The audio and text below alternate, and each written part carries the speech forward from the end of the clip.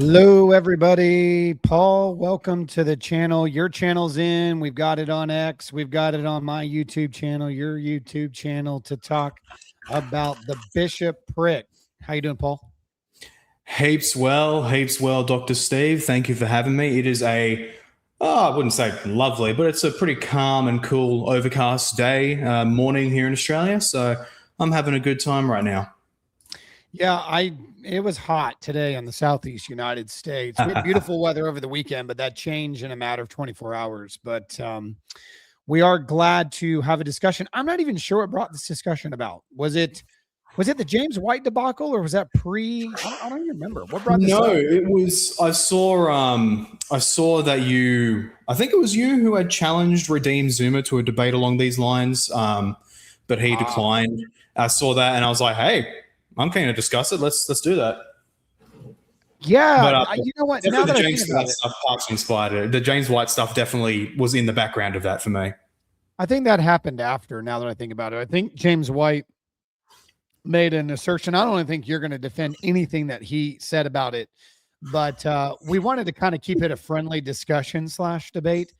But before we do that, I'm going to throw something really random at you. Before we jump in there, just kind of your perspective over there on that side of the world.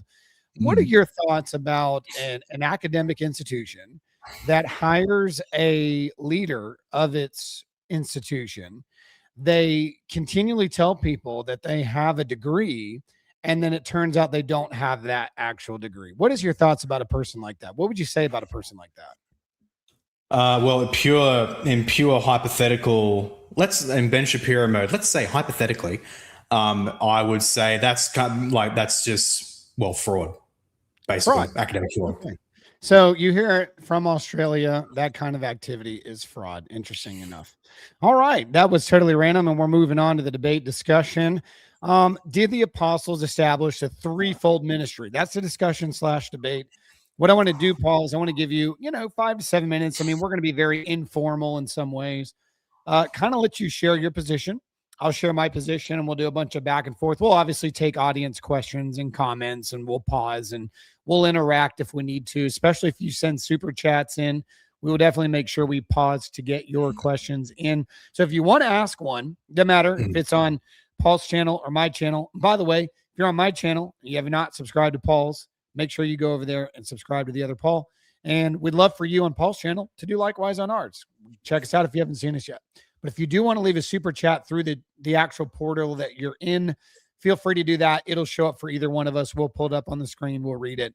We'll answer any questions you have. So that'll be the rules. Basically pretty free flow. All right, Paul, go ahead. Take, 5 7 minutes. Share your position, what you think's going on here. Too easy.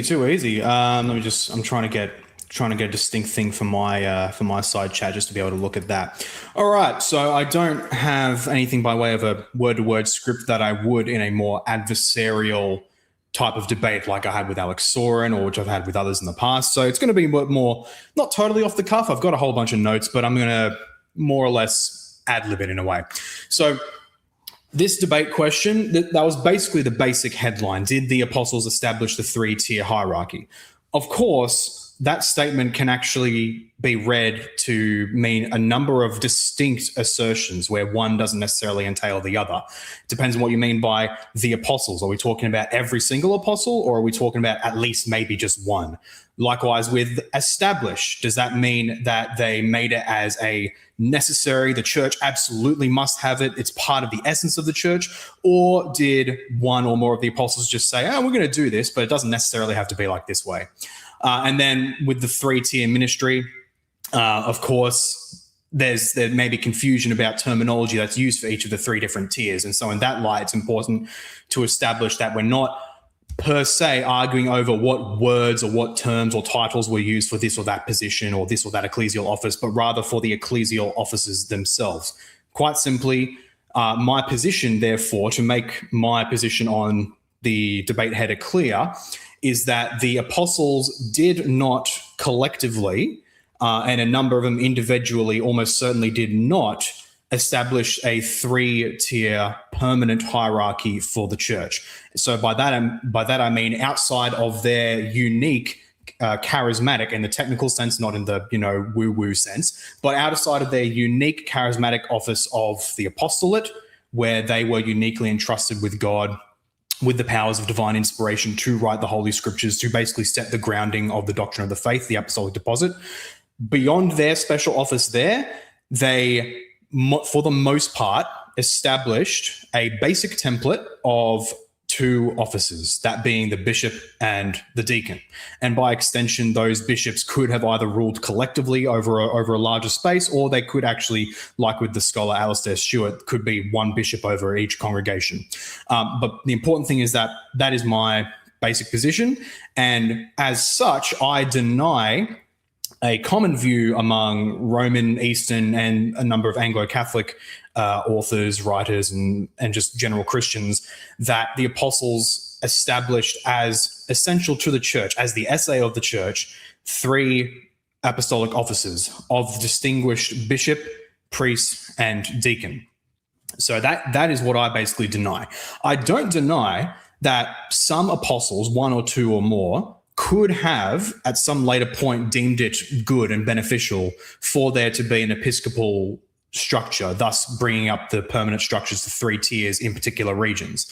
And so we even have evidence towards that effect, like with the Apostle John, for example. It's almost certain that the three-tier permanent structure was established in his areas in Asia Minor by his time, possibly even also for James, where we have someone like Jerome, for example, saying that the apostles ordained James as the bishop of Jerusalem. And Eusebius separately records that after James died, then the Church of Jerusalem chose to elect another singular head. So there are cases like those, which I don't have any problem with. And of course, as an Anglican, I have no principled problem with the episcopate at all. If it was shown that the apostles established by divine right, as divine law, as essential to the church, a three-tier structure, and that was true for every single church everywhere, I'd be like, cool, fantastic. Anglicanism vindicated, bye-bye Baptists and Presbyterians.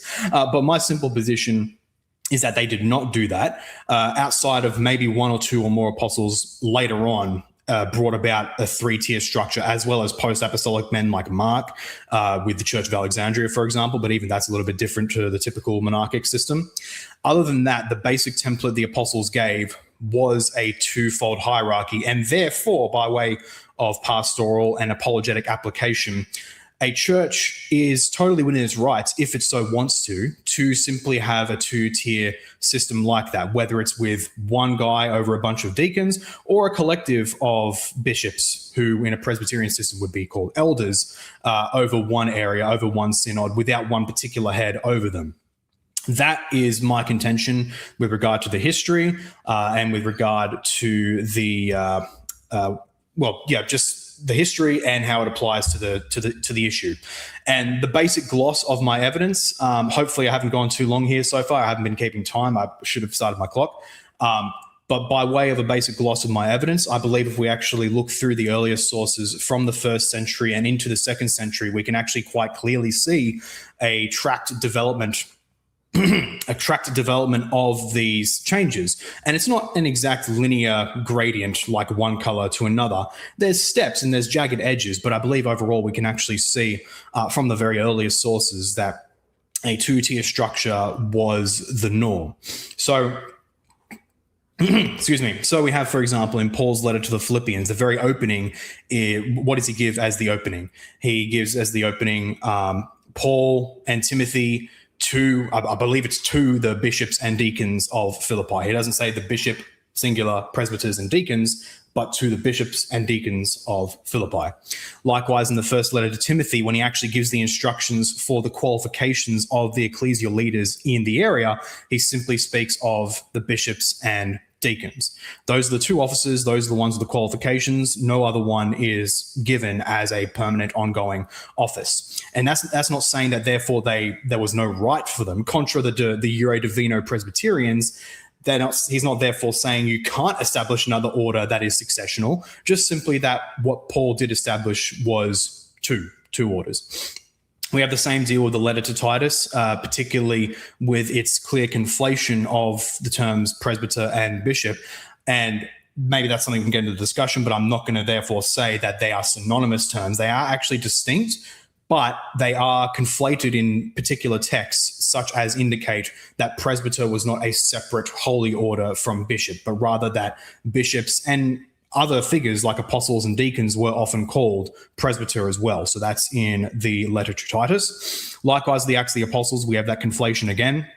In chapter 20, Paul calls the elders of Ephesus. And then what does Paul say? He says that the Holy Spirit made them overseers, episkopoi, or I think it's technically the participle form, episkopuntes, I think, over the church of Ephesus. And that's the church that Timothy was sent to, by the way. And likewise, we have in the Didache, the earliest preserved Christian catechism, basically in small form. Chapter 15 explicitly speaks of the church there, explicitly commands the church it was sent to, at least from what I've read in scholarship, likely somewhere in Syria or Syria, Palestine area. It explicitly says for them to appoint themselves bishops and deacons. That's it. 2 orders, both in the plural. Curious possible Congregationalist implications where it says appoint for yourselves bishops and deacons, but that might be for another topic. I'm not a Congregationalist myself. First Clement, I believe, is one of the most significant and powerful sources in this regard, and I would basically point people to my video on the ecclesiology of First Clement that went through this in great detail. In summary, First Clement, particularly in chapter 42, explicitly recounts that the apostles, through the command of the Lord Jesus Christ, established 2 orders for the apostles to appoint in every region that they went. So when they went to a region, they ministered to it. They would appoint 2 orders of leaders, bishops and deacons, and then they would move on.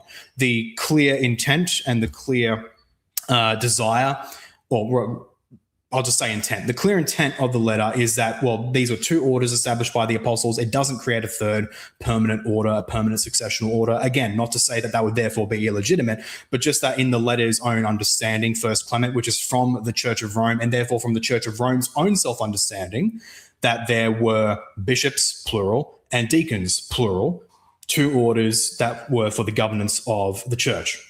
Now, one of perhaps the earliest, or one of the earliest clear indications of a 3-tier office would be Ignatius of Antioch. And I'm sure Dr. Boyce will have a lot to say about that. And so I'll largely leave that to him. But yeah, I totally grant. I'm not like Alistair C. Stewart, that scholar who says that bishop and presbyter, they were still kind of the same, but presbyter just kind of referred to them when they were in council. That it's a big, it just doesn't work for Ignatius. Ignatius clearly has a distinction between bishop, priest, and deacon for the churches in his area in Antioch and Southern Asia Minor. So that's a clear early source, one of, if not the earliest source, clearly demarcating the 3-tier orders. And so I believe this data, when read together, when taken together, shows on the one hand that the 3-tier office established very quickly, relatively speaking, or at least relative to us, like millennia later. On the other hand, it wasn't established collectively by all the apostles, and certainly not as something of divine right, where it's of necessity for the validity of a church. So sorry for going a bit long there, but that's my case in sum. No, thank you. Thank you. So we got a lot to talk about in there. I'll go ahead and take a few minutes, just kind of give a summary of my position, and then we'll jump right in. Paul, sound good? All right. So my position is we need to distinguish a couple of things as it relates to the bishop. If by bishop we mean something that's fully developed, where later diocesan structures are taking place with large territorial jurisdictions, I think that Paul and I would both agree that there is a developmental side to the way that actually looked from, say, the late 1st century to the late 2nd century. I think a lot has happened, especially as Christianity spread in regions that were fully established versus that had no established church at all. So we can kind of see development happen. But that's not unique in the 2nd century per se. It is also something that we can trace in the 1st century that we see this development take place, and I can give some examples of that in a minute. But if we mean bishopric by a continuing of the apostolic office, which includes oversight, because that's literally what it means. Episkopos means overseer. So if it involves oversight, ordination of new leaders in the church, whether that's continuing the office of bishopric or giving orders over to presbyters and priests to continue the works of the sacraments, or deacons to aid in the tables and helping with those sacraments, you need somebody to continue that ministry once the apostles die. So by that, we call that succession. If we mean bishops by governance and local churches and looking at these different locations that start having a leader jurisdictionally that's overseeing an island or a city or a town, I do think that we can make a good argument that this is something not only that happened in the apostolic church with the apostles still alive, but it's something that they had always intended to do. Basically, I would start in Acts chapter 1, verse 20, where we see one of the strongest defenses of the bishopric. When Judas Iscariot went out and hung himself, the apostles gathered later after the ascension in the upper room there, and they were having conversation about replacing Judas. And it came down to two people, Justus and Matthias. They cast lots, laid it at the feet of Matthias, and they counted him among the 12. But one of the things that was used, we see the word episkopos there, episcope, was indicated that this office of bishop, which Peter was saying was a fulfillment of the Psalms. I believe it's Psalm 109, that there was a fulfillment of this oversight that was instituted, and that even if someone were to die that held the position of bishopric, once he dies, it must be given to another, because that's what the Psalm says. His bishopric let another one take, basically, is a literal reading there. And so that kind of indicates to us very, very early on in the New Testament that the apostles did have an intentional purpose, that they were left on earth to do the work of binding and loosening, which Jesus had commissioned all of them in John's gospel, that Peter's see would have the keys to also continue that binding and loosening. We're seeing Peter actually do that here in this very passage. We see that there's this indicator in the New Testament, particularly, that when you're talking about the gospel accounts, Jesus had commissioned and gave authority to his disciples, anointing them, commissioning them. We see this in the upper room, to do this in remembrance of me. He's commissioning them to mimic and follow the patterns that he's doing. He's washing them, he's preparing them, he's cleaning them for priesthood, and he's clearly commissioning them to do this to others. And that's what Peter's doing in Acts 1. He's replacing Judas because someone must take this office. There is a necessity for succession. I think we can find this continuation even in the New Testament, where it is developmental, where clearly the other Paul and I here are going to probably differ on what's happening in 1 Timothy 4 and 2 Timothy 1 and Titus chapter 1 here. But to me, there actually is an apostolic transmission where we see this take place. In Paul's case, the pastorals are probably the last of his writings before his death. I think 2 Timothy is his last writing, or at least somebody wrote it for him. But in these passages, he has two young men that he calls sons in the faith.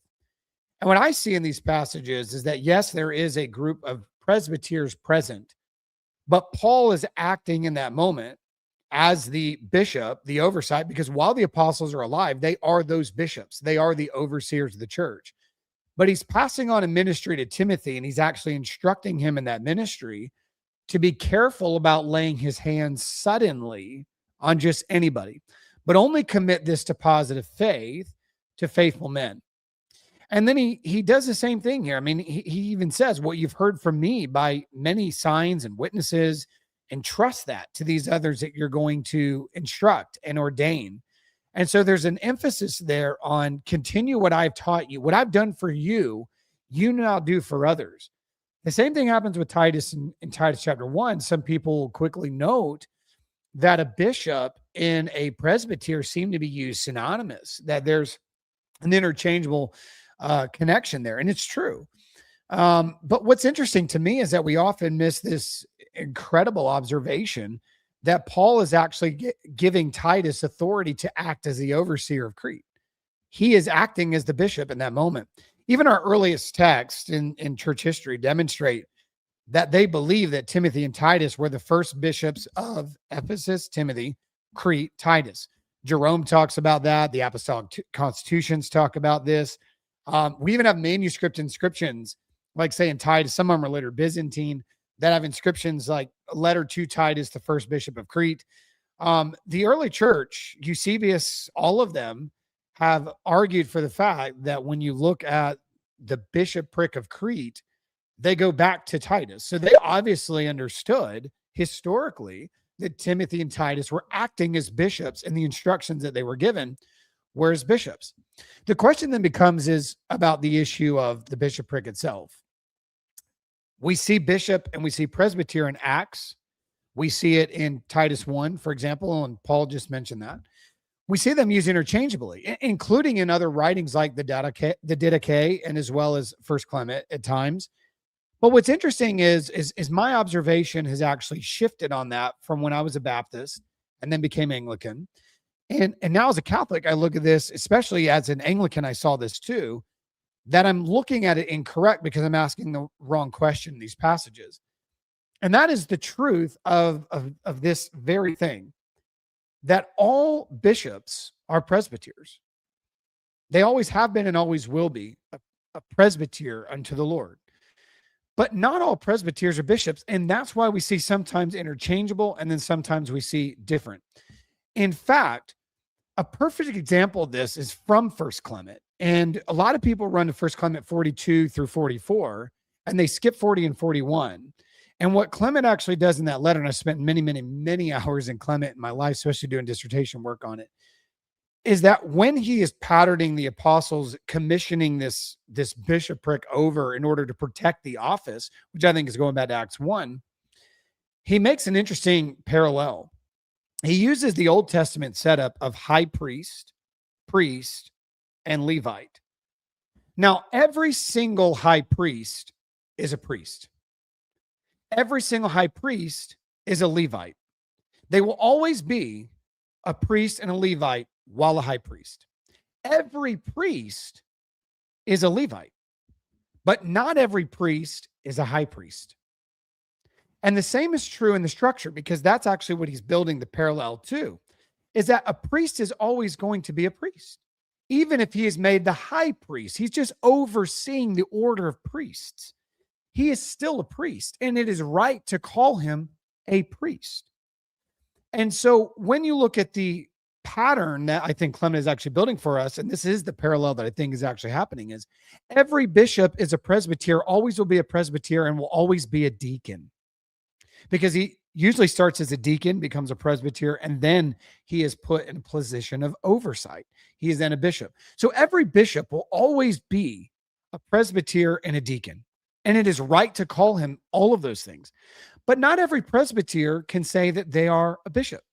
They can always say that they are a deacon, just like every priest in Israel could say they were a Levite. And then a Levite obviously can't say they're a priest or a high priest, simply just a Levite. And they are serving the priest. And that's exactly the parallel we have. In fact, it's interesting, and Paul brought up Philippians 1, which is a tremendous passage, and I'm glad it was brought to the surface that we can maybe talk about in further detail. But John Chrysostom actually tells us this is exactly what's happening in his homily of the book of Philippians. And this is written around, the year of 400, right at the year 400. He says this, quote, "To the co-bishops and deacons, what does this mean?" Chrysostom says, "Were there plural bishops of some city? Certainly not. It is the presbyters that Paul calls by this title. For these titles were then interchangeable." Now, a lot of people actually go to Chrysostom to argue a Presbyterian point of view, but they actually don't read the rest of what he says here. He says, "And the bishop is even called a deacon. That is why when writing to Timothy, he says, fulfill your diaconate," 2 Timothy 4:5. Although Timothy was at that point a bishop, then he was in fact a bishop. It is clear when Paul says to him, "Lay hands on no one suddenly," which is what I just quoted from 1 Timothy 5:22. And again, "which was given you with the laying on of hands of the presbytery," which is 1 Timothy 4:14. "And the presbyters would not have ordained bishops," Chrysostom said. So Chrysostom's actually acknowledging something that I think I'm hoping to get across now, and that is there are these parallels, and I agree with Paul. I will not argue with Paul today that these terms can and have been used interchangeably. But there's also distinguishing differences at certain points where they have to be separated and recognize them from that lens. Now, there's going to be some fun discussion here, and I'm going to bring Paul back on the screen because can't wait to have these conversations. Paul's a friend, by the way. So, like, I mean, I haven't read the comments yet. I've been too busy talking, but let's make sure we keep the comments, healthy on both sides. Paul and I are friends. We have no, animosity toward each other here. We wanted to have a friendly conversation because we think it's worth happening. But we're going to disagree respectfully, and we ask you in the comments to do that as well. Well, speak for yourself and being friends, but you still believe Ignatius exists. That's kind of a bad take. I've been told it's a weakness.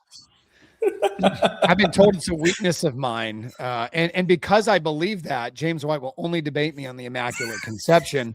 And when I offered the debate on Ignatius, somehow we ended on the Immaculate Conception. So I'm a problem here. Really, I am. It's incredible. True you are. Hey, Jimmy, how's your day going? Well, you see, back when I debated Jerry Matitix, et cetera,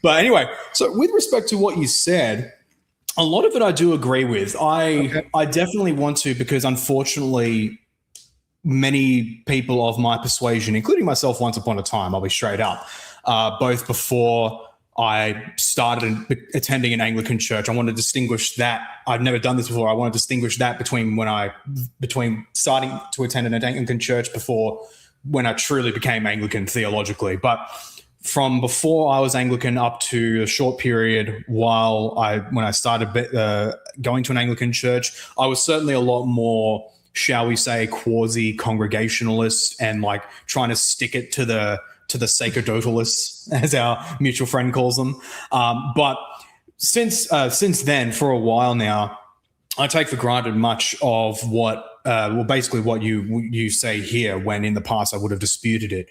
So, for example, the idea that the apostles, they intended to have their ministry succeed them. Absolutely true. Undeniably true. Absolutely. In the scriptures and in the most ancient documents, even with that text from Acts chapter 1 with Judas, let another take his episcopate.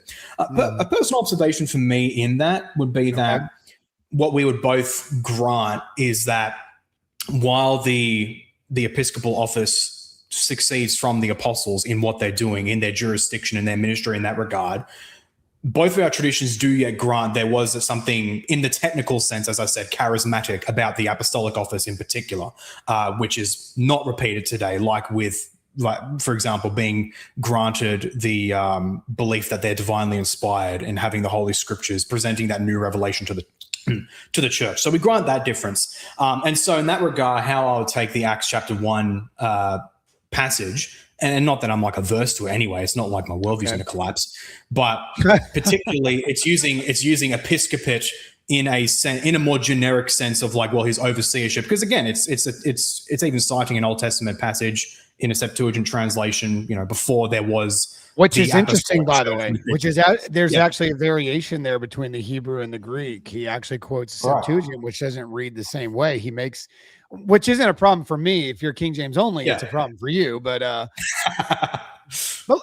let's get into Acts 1. So before we do that, I do want to establish something, because I've got Anglicans blowing up my feed here, and they're all pointing to the ordinal that you should be agreeing with, which explicitly says, and I'll read it here: Holy Scripture and ancient authors teach that from the apostles' time, these three orders of ministry have existed in Christ's church: bishop, priest, deacon.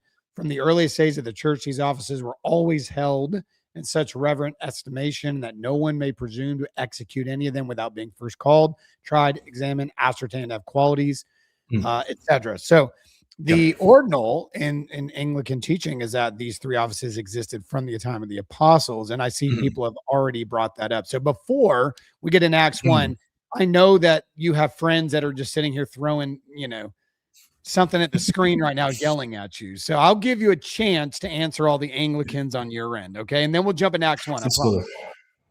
Absolutely. Yeah. I'll say straight up, my position, even though it is technically very common, my position among Anglicans, both laymen and all the way up to the Episcopal order, in terms of like in our official documents, no, my position is not the official one. Do I think that our documents posit it as like, you must believe this or you're in trouble? It doesn't, no, but the documents do posit officially, look, the official position in the ordinal is that there were 3 officers from quote unquote the time of the apostles. I could cope around that and say that, well, technically I do believe that, because I am confident that by John, like in the later years of John, there was a 3-tier order around Asia Minor, hence we have with Ignatius or whatever, basically writing around the same time. So I'm willing to grant that, and I could cope and say, well, technically I do believe that, but the intent clearly historically, and even that later phrase where it says these from the earliest days, these 3 officers were held with the highest reverence. The intent is that it was established collectively by the apostles for the whole church, which I don't grant from with respect to the very earliest days. So I freely admit that I am at variance with the ordinal there, and that is basically on the grounds of our own Anglican principles, where our own confessions and our beliefs are normed by the provable history of the church. And I think it's quite relevant. Maybe I might do some research on this at time, but I think it's quite relevant that for the most part, First Clement and the Didache were largely rediscovered well after the ordinal was written, for example. I think if they were rediscovered in the West, that is, much earlier, I think debates would have looked quite a bit different in the Church of England. But yeah, I freely admit I'm at variance with the ordinal. Yeah, I think, well, First Clement would have been around during that time. The Didache is more of a recent, I mean, it was obviously found in a library in Jerusalem in Codex H, not to be confused, by the way.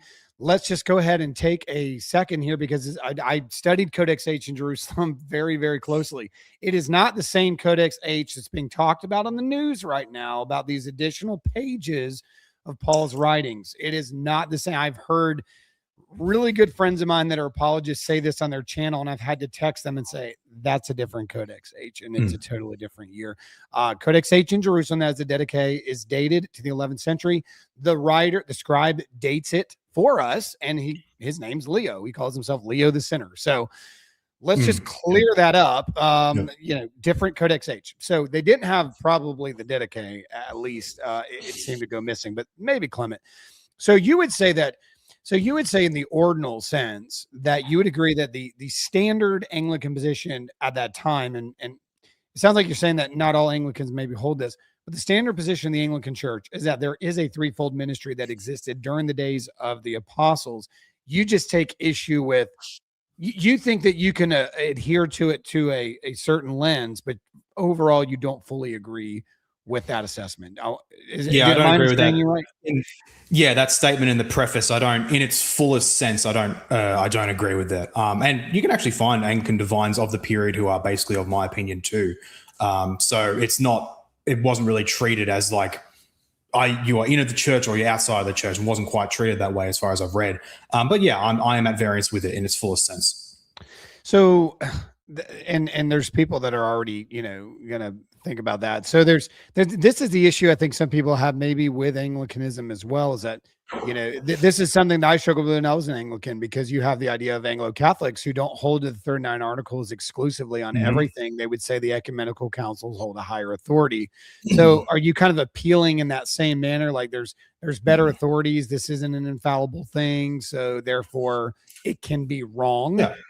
Okay. Yeah, it's basically our own principles. It's funny where Anglicans will say, "Well, we grant that the church's own confessions or this or that church's confessions could be wrong and can be revisable." And now I'm coming along and saying, "Well, okay, yeah, here's one place where it is revisable." And suddenly some other Anglicans around me are like, "Anathema, anathema." I'm just like, guys, come on, really? Gotcha. All right, so I just want to clear that up because there's already comments on it. But in Acts, so let's go to Acts 1. We can start there. That's a good place because this is right after Jesus' ascend, and it was just Ascension, the Feast of the Ascension on Thursday. So why not? Upper room conversation. You've granted that Peter's quoting from Psalm 109, and the words literally read, "Let another take his office," being Judas. Now, he does call it an office. So yes. Let's talk about your understanding of the office. What do you think? Yeah, well, the simple thing is, what was Judas's office? And it was quite simply the of one of the 12, the specially chosen representatives of Jesus to spread the gospel around the world and to establish the churches across the world, which would in turn have a permanent succession. But they were doubly special by way of their particular gifts of the Holy Spirit, which we would all grant wouldn't be continued. Again, like with the case of divine inspiration, the giving of scripture, such that what one of those apostles says is taken for granted ipso facto as, okay, that's the word of God. That's the foundation upon which the church stands or falls, which is not the case for any other bishop. And of course, asterisk, Bishop of Rome. But of course, even Rome would grant not everything the Bishop of Rome, quote unquote, teaches is non-revisable. But be that as it may, that was the office. That was the particular office of Judas that was being replaced. His place, in his unique place with the 12. And what was the main? So I guess my thing with that, Paul, is that the main issue as to why they needed to have that replacement for the office is because that was going to continue a ministry that was going to administer sacraments, particularly to what happened in the upper room, especially with the Eucharist that was established. Baptism, of course, is commissioned. One of the last things he said right there in Acts 1, and also if you take Matthew 28, was to baptize and teach to observe all things, and basically continue what Jesus had given them through the promise of the Holy Spirit in John 14.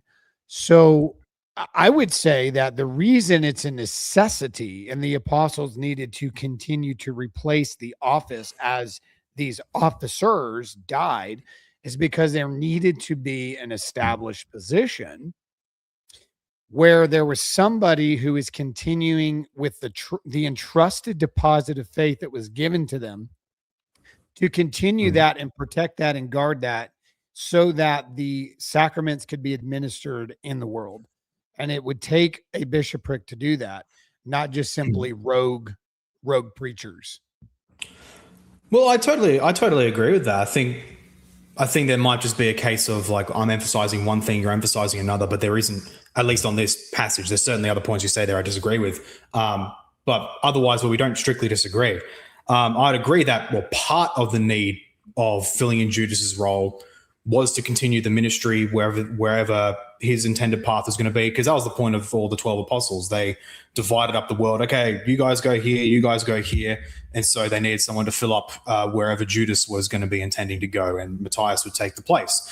I just simply, with respect to this one passage, what is clear is that it is the unique role of one of the 12 apostles being not supplanted, but being filled in. Hence the requirement that the one to take its place is not just like with First Clement, like any man who demonstrates great virtue and piety and prudence with governing the faithful, but specifically someone who is actually an eyewitness of Christ from the beginning. So I believe that particular qualification makes it clear that what was being filled here wasn't necessarily one singular permanent office as such, but the particular charismatic role of one of the 12 disciples. And again, to make it clear, that role, their continued role with respect to governing the churches, obviously that's true. That's true. That's succeeded on.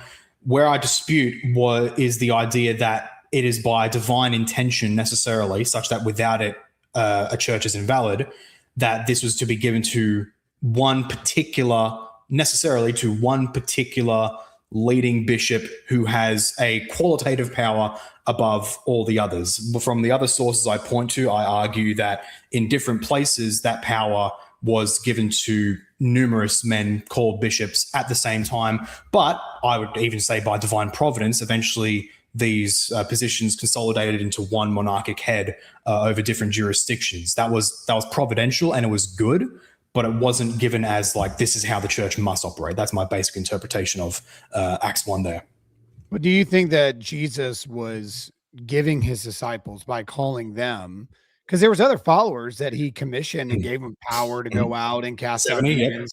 I mean, we have the 70 in Luke. Obviously, Jesus was not against giving authority and power and preaching. No, of course not. No. And ability. But this role must have been something unique, right? This must have been something very unique that set them apart from these others with a special authority. I'm going to use the word special authority to protect, lead, and guard. And we see that happening in Acts 1, for example. There's a lot of people in that upper room, but we see the 12 are kind of organizing this, and Peter seems to be leading that 12 to make its first big decision when Jesus has ascended. And this isn't a small decision. So it seems like that Peter understood the office is needed to maintain some sort of authority that stays in the construct of what they were commissioned to do after death of these people. Like Judas died, now Matthias. So do you think that Matthias, tradition, we don't know. Tradition says he died somewhere 70, 80 AD. He was stoned. Probably went to Ethiopia. Some would say Georgia, not Georgia in the U.S. For those that are just wondering, Georgia as in not. We're talking about Eastern Orthodox, which of course they broke too. But like, look at this from this perspective, Paul. Do you think Matthias, when he went to a location, his goal was to ordain a replacement for himself to lead and oversee the affairs of that church? Let's say he went to the country of Georgia. That's where he went. Do you think that he understood what happened to him in Acts 1 was to be continued in successors in that country? I agree, but this is where the disagreement comes. I agree, but not necessarily through one man in each jurisdiction. So this is where my reading of First Clement in particular comes in. I believe First Clement is one of like really the key, really one of the cornerstone texts in this regard, where it does speak of bishops and deacons being appointed by the apostles in their respective jurisdictions, wherever they went, in order to continue that same work of the apostles. So by extrapolation, the administration of the sacraments, the preaching of the gospel, the formation of the faithful in the faith, that was the apostolic work, and that was being continued. My only contention is that with respect to a given jurisdiction, the apostles did not collectively and necessarily establish that this top leading role must be one person.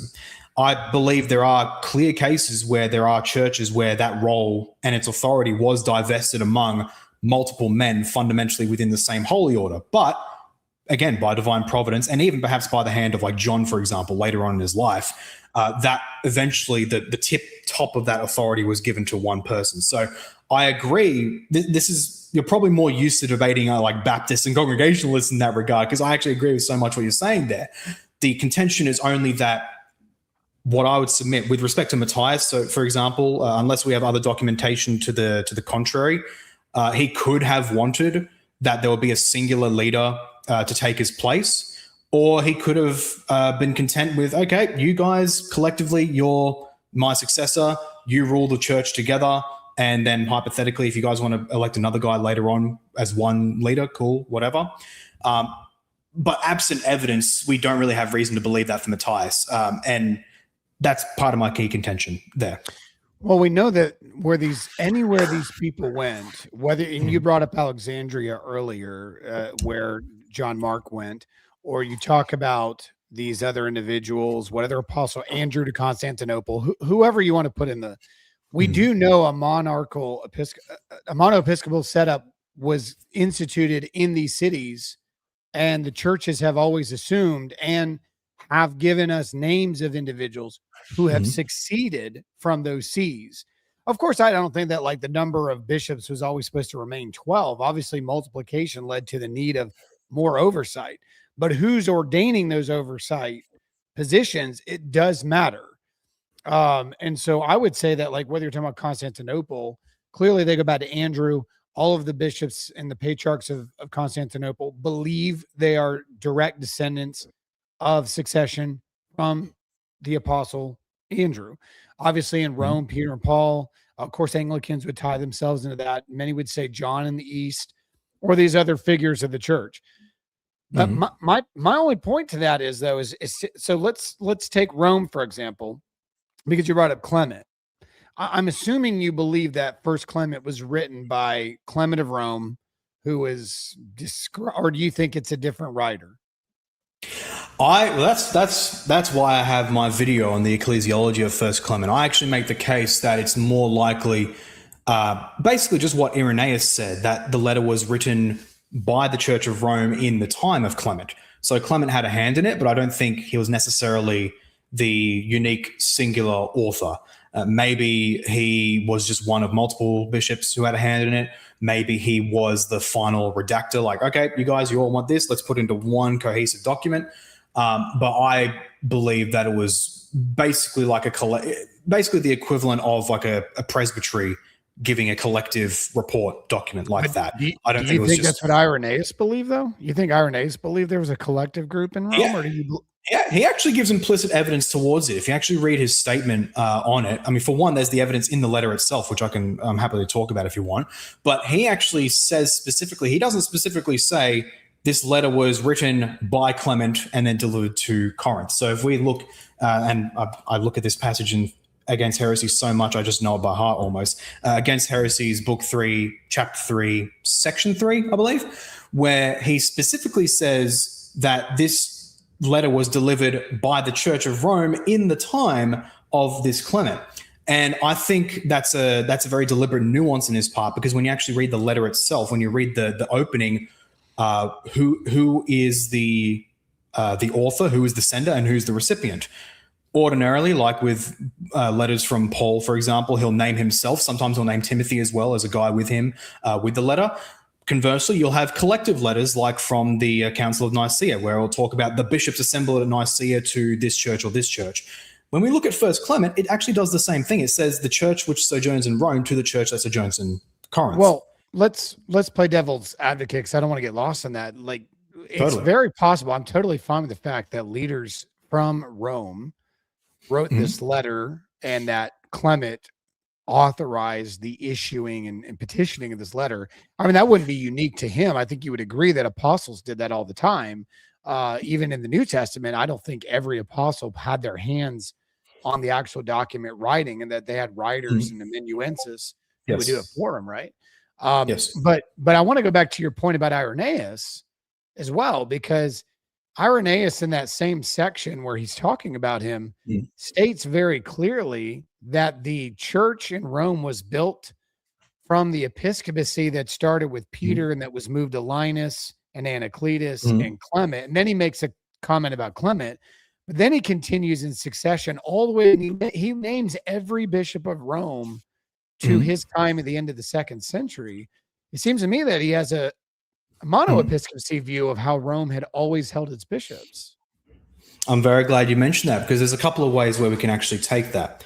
One of them is that, well, okay, maybe there's a bit of tension with what Irenaeus is saying, because on the one hand, he does clearly, or appears to clearly, give a singular line of episcopal succession from the Church of Rome, from the time of the apostles up to his time.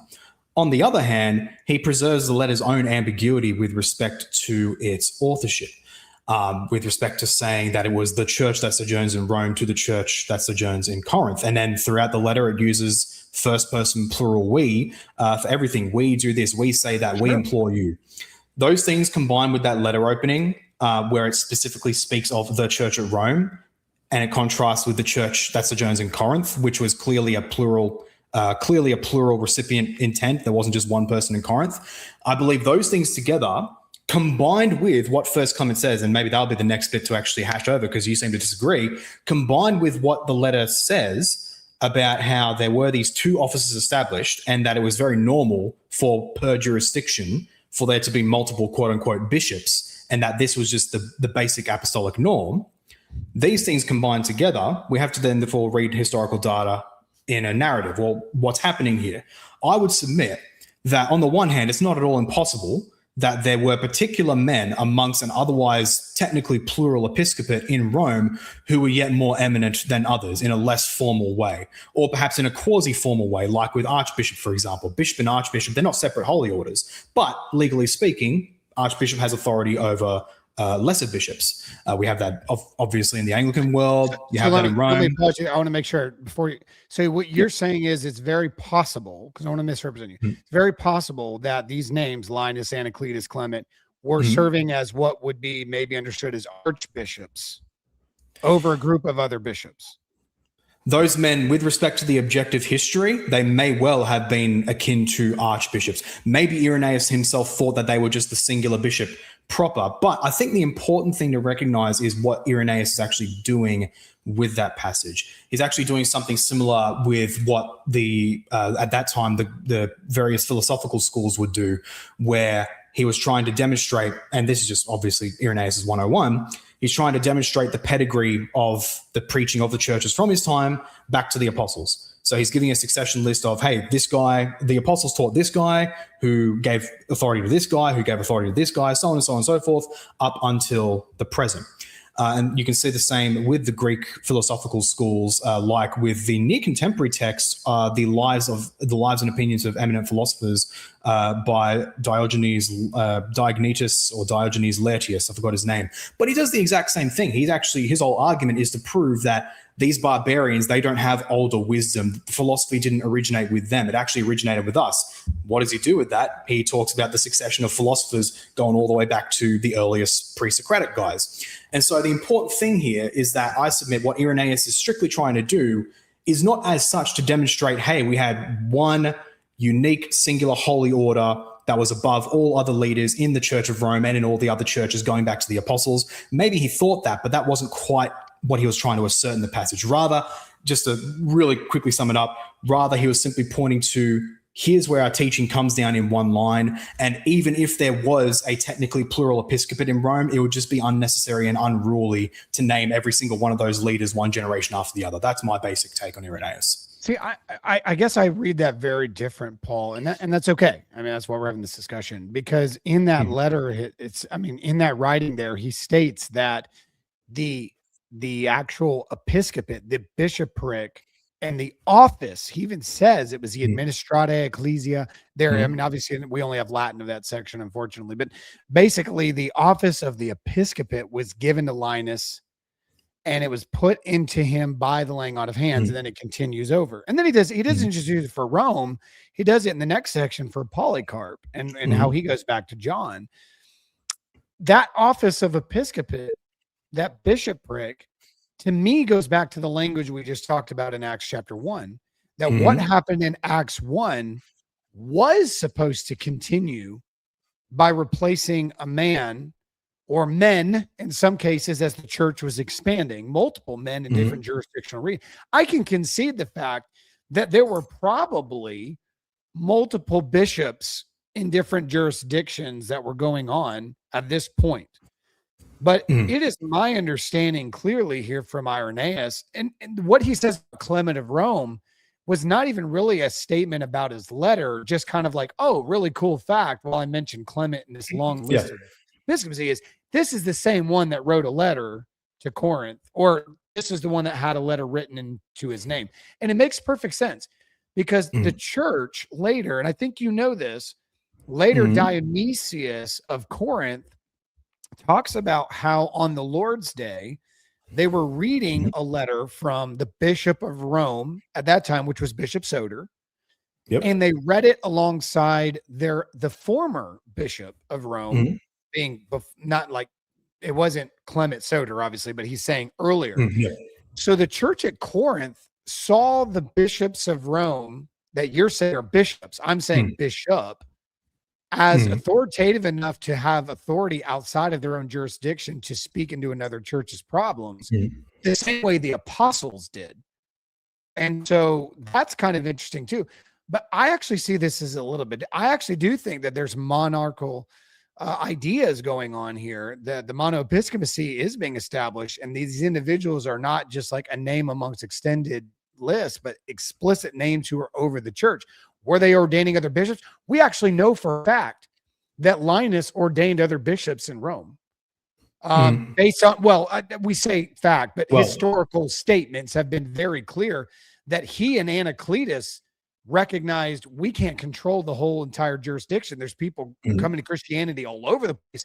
They started actually ordaining new bishops in different regions, but they were still overseeing them. So I don't know your thoughts on all that, but that's my understanding of Irenaeus. Well, yeah, I could. Well, here's the thing. As I just said earlier, I grant that maybe Irenaeus himself did think there was one particular bishop above all, but this is where the problem kind of comes in for me, and that's why I brought up the example of archbishop. Irenaeus says, okay, the apostles gave particular authority, particular power to Linus, then to Anacletus, Clement, so on and so forth.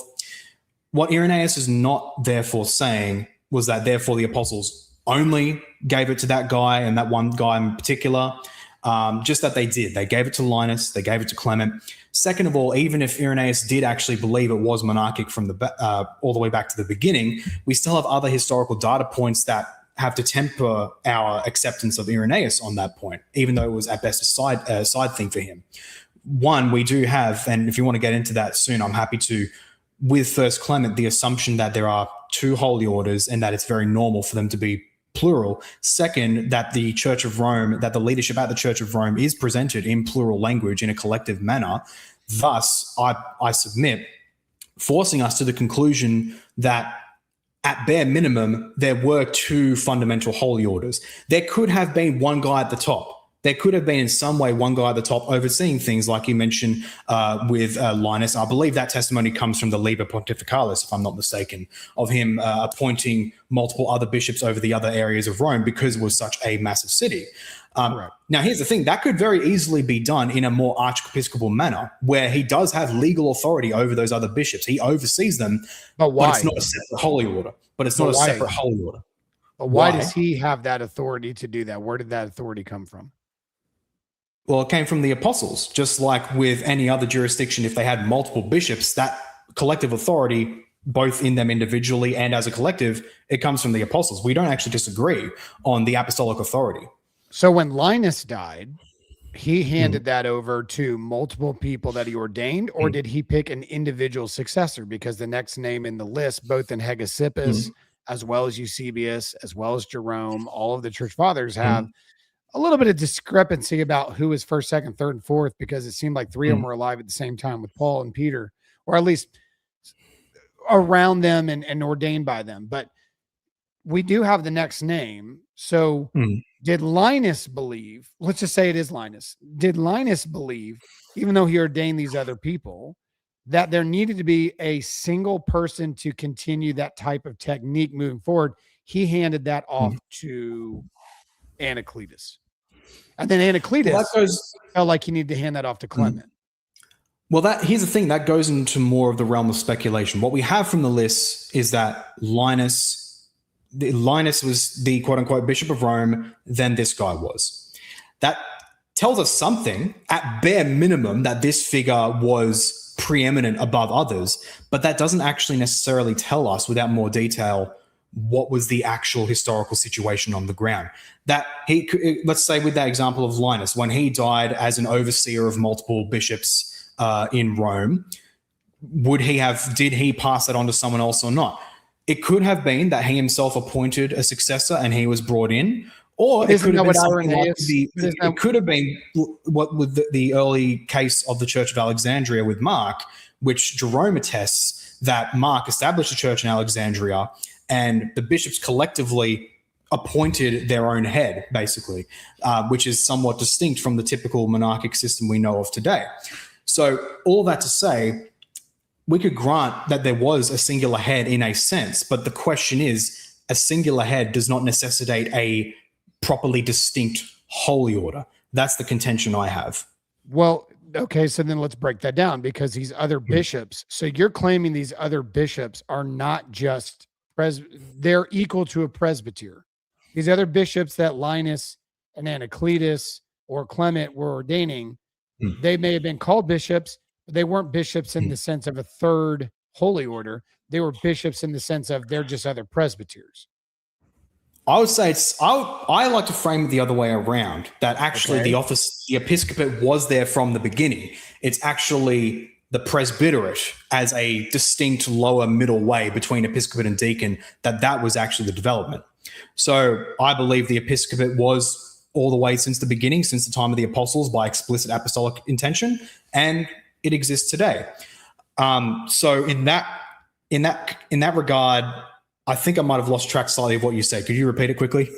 So, I mean, you acknowledge that there may be a head. You use the word head, so I'm going to use your word.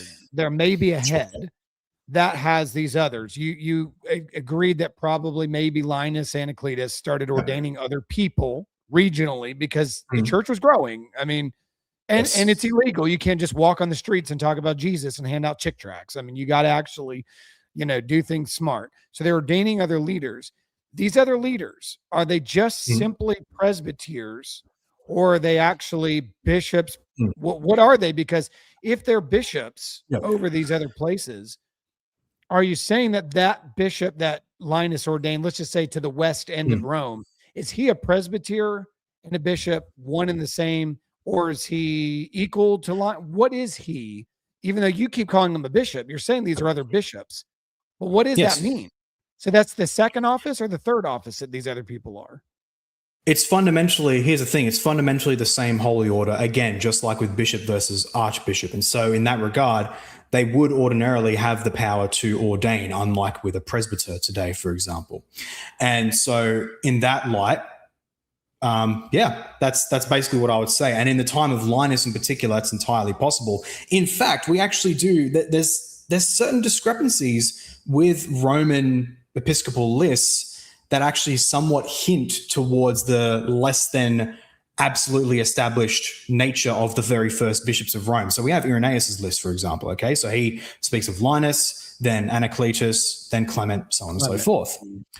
Now, we have with Tertullian, he doesn't give a full list, but Tertullian, curiously, in his On Prescription Against All Heresies, chapter 31, I think, if I remember, where he specifically mentions Peter ordained Clement as a bishop of Rome. Well, that's interesting. Okay, so either we have a different order of bishops between Tertullian and Irenaeus, or perhaps Peter was still alive and Clement was ordained alongside Linus and perhaps by extension Anacletus. So that's kind of interesting. But then we have a third source, which is even more interesting, and that is Epiphanius of Salamis in his Panarion. So in his Panarion, the breadbasket against all heresies, number 27 against the, who was it? I think it's the Carpocratians, I think maybe. He gives his own little brief account about basically about the episcopal succession of Rome. And I think it's somewhere, hang on, that's the wrong document. Hang on, one moment. Epiphanius, Yes, here we go. So in Panarion 27, he actually explicitly states in his succession list, Peter and Paul. Okay, so Peter and Paul, they jointly ruled in a sense, and Irenaeus says the same. Then Epiphanius says Linus and Cletus, and then he says Clement, Evaristus, Alexander, etc. So interestingly, and there's prior comments to that kind of elucidate his point on it, Epiphanius actually attests that we had Linus and Cletus as co-rulers. And again, note, Cletus, not Anacletus, maybe a name difference, maybe there's debates there. Yeah. But it's probably the same. Very much. Probably, yeah. Just a few letters difference. But point being, Epiphanius actually puts them as co-rulers, which is, if you read Irenaeus very literally, is not quite the case. So I think in light of these discrepancies, we actually have room historically to ask, okay, maybe the early Roman situation wasn't so clean as a bunch of deacons, a bunch of presbyters, and singular guy at the top in one holy order, in one succession from Peter and Paul onwards. I think that data actually gives us room to inquire in light also of First Clement, and I'd love to talk about that next if you'd like, that actually early Rome's rule was probably more collective, minimally, perhaps, with just Linus and Cletus as co-bishops, but then obviously very soon afterwards, no dispute there, it coalesced into one overall bishop.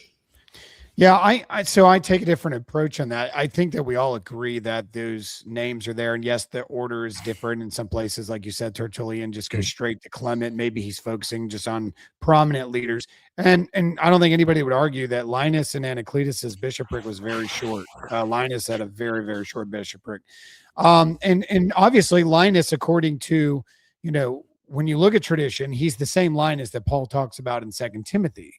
And then obviously Clement is the same Clement that Paul talked about in Philippians. So clearly these two men were alive in the lifetime of Peter and Paul. Anacletus or Cletus, whatever name you want to use there, we don't really know much about him, but they obviously were all alive. If we can assume that Clement, who came after, and Linus, who came before, were alive with Peter and Paul, then Anacletus was alive with them too.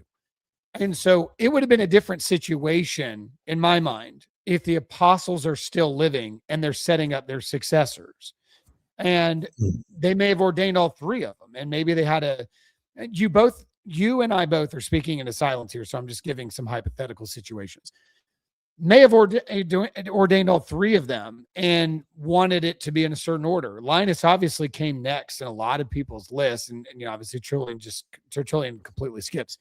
But maybe Linus was just supposed to be next, and then they had set it up like whoever's going to die if this happens in this scenario, we don't know what Peter and Paul said or did with these men, but they are in the list that are distinct from any other men in the city.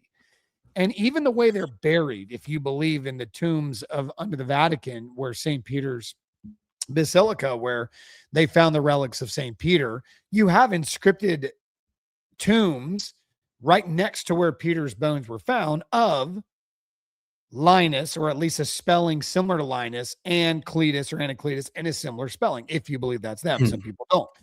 So obviously these individuals held something more than just, a regular normal Joe that was just on the streets of Rome or leading in the Church of Rome, or just another deacon. And I would think that you would agree that when you're talking about Ignatius, and we'll get to First Clement, I swear we're not going to, but like when he's addressing leaders, he is distinguishing these offices from each other. Absolutely. But these offices are consistent with, and like I said, these men like Hegesippus, I mean, he goes back to James, he goes back to Peter and Paul. These lists from Eusebius and Jerome, they're all saying the same thing about the East and the West, not just Rome, the East and the West. These are names that Ignatius is actually putting in real time, and he's addressing a bishop that is distinct from the names of the presbyters in the church. So why does that not harmonize? Why does that not harmonize with that time period? Because it's not much different in periods. Well, no, that's where the contention would come over. Well, we can talk about the New Testament text, we can talk about the Didache, but also in particular, First Clement. An assumption that I've seen you give with respect to Ignatius, and without these bishop, presbyter, and deacon, the church is not so called in the Greek. That interpretation I'd like to challenge soon. But to step back to my overall point is that you're saying, okay, well, there's something clearly special about Linus, Anna/Cletus, Clement, so on and so forth. That is all very true. And Irenaeus and Hegesippus and others, they single them out in their episcopal list. That is absolutely true. My only contention is that with consistent, sober, stepped back historical work, we can't simply assume the three-tier holy order, because that's a very specific ecclesiological claim. The three-tier hierarchy is very specifically that there are three, properly speaking, distinct holy orders of deacons, presbyters, and bishops. Now, of course, all bishops and presbyters are deacons, all bishops are presbyters, but as you say, the other way around, not all deacons are presbyters and not all presbyters are deacons. That's a very specific episcopal structure. And from the development of the church in the many regions throughout the world, we know that we can have, in a sense, distinct positions, and yet they're still considered within the same holy order, even if they have technically separate authority, even if they have different levels of prestige. That's why I, again, keep coming back to the archbishop/bishop distinction, where that can't actually be discounted just by reading the Irenaeus' list, because Irenaeus' list, he doesn't give us the exact details. He doesn't tell us, oh, by the way, this was the sole bishop of Rome, in the sense that he was the only one with that holy order above all the other lesser, quote unquote, bishops or presbyters. But he does call it the office. Holy order sense. But he does call it the office bishop in the singular. He does call it that, but he doesn't specifically say these are the only ones, because again, his intent was to speak of the pedigree of teaching. And if we hypothetically grant that Irenaeus knew of multiple bishops of Rome co-ruling at the same time in the same holy order, that has no concern for what he's saying there. He could easily just pick one, and it would be more efficient that way, because again, better to name one line of clear leaders versus naming everyone in every single generation. That's totally compatible with what he's doing, because he's not making a specific claim. Even if he does believe it at that time himself, he's not making a specific claim about these were the only ones in this holy order. And I submit, given the differences in the lists, the ambiguities there, and if we want to get onto that now, First Clement, I believe that's actually a necessary reading we must take. But I do think that the position you're taking about Irenaeus, that would be intriguing if he was the only one. But even then, I think that we should just take the plain reading. And I mean, you can have people disagreeing with the audience if you want. I'm taking the plain reading of Irenaeus. You're assuming there may have been more. And my point is he has made it very clear. He's speaking in the singular. An office of a bishop was laid hands on. If there's others, he certainly didn't state them. So that is speaking to silence. And he's not the only one that made these lists. And I think you know that. We talked about it. Yes. Hegesippus has a list. You just mentioned, of Salamis has his. Salamis has his. There's also others. Jerome has his list. Eusebius puts out his list. We have multiple Liberian catalog, which is wildly different. So there's a lot of lists, and they're all speaking to a threefold ministry view in relation to a bishop of a specific, like Smyrna or Ephesus or Rome. So I would say with Irenaeus not being an isolated statement, whether we corroborate that with Hegesippus and corroborate that with Eusebius, I think it actually speaks to the fact that the historical understanding universally, because these guys are from East and West, all affirmed through their succession lists, including people in Alexandria, we all go back to a man, and that there has been an individual who has held a position that is what we would say, I would say a third position. That is, I would think you would agree, that has been the consistent historic position of these jurisdictions all along. Now, I know you're going to dispute that from the internal text, but the list from these historians, whether they're talking about Eusebius or Hegesippus, they clearly believe that these individuals in different regions had an individual who was overseeing these jurisdictions and was ordained to do so, distinct from presbyters. Again, or am I wrong? That's where I dispute you're not actually taking as such the plain reading of Irenaeus. That's not a plain reading. The plain reading is Irenaeus saying Peter and Paul, they ordained Linus. Linus ordained this guy, so on and so forth. That's what the plain reading is, that Peter and Paul followed by Linus, followed by this guy, so on and so forth. That doesn't tell us whether they were exclusive, whether they were alone in a sense in the same holy order, and whether they were totally equal, or if Linus and what have you, they were in a way above that. And with respect to the use of the interpretations of these other lists, Hegesippus, Eusebius, so on and so forth, that's another presupposition right there that you haven't justified. That because they're doing these lists of the bishops of Rome, therefore they necessarily understand that in the exact same precise ecclesiological manner.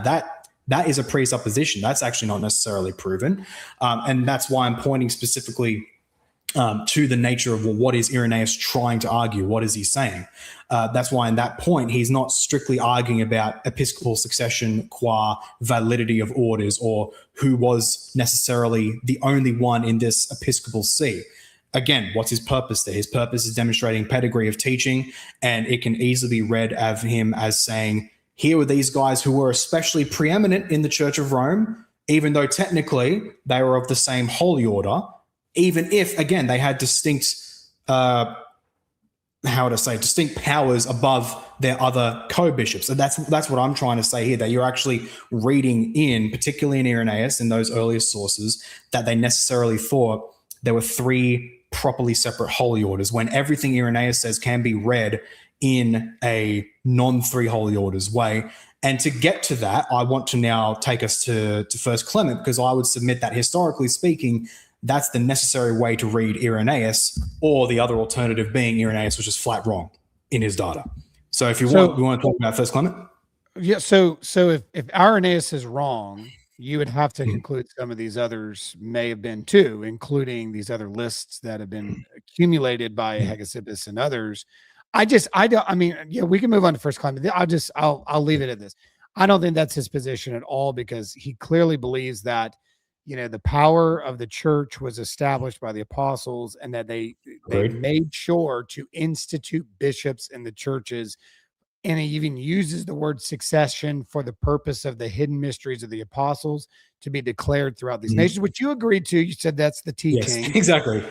But he said that they were committed to these churches, and that they would remain perfect and blameless in their doctrine of the successors.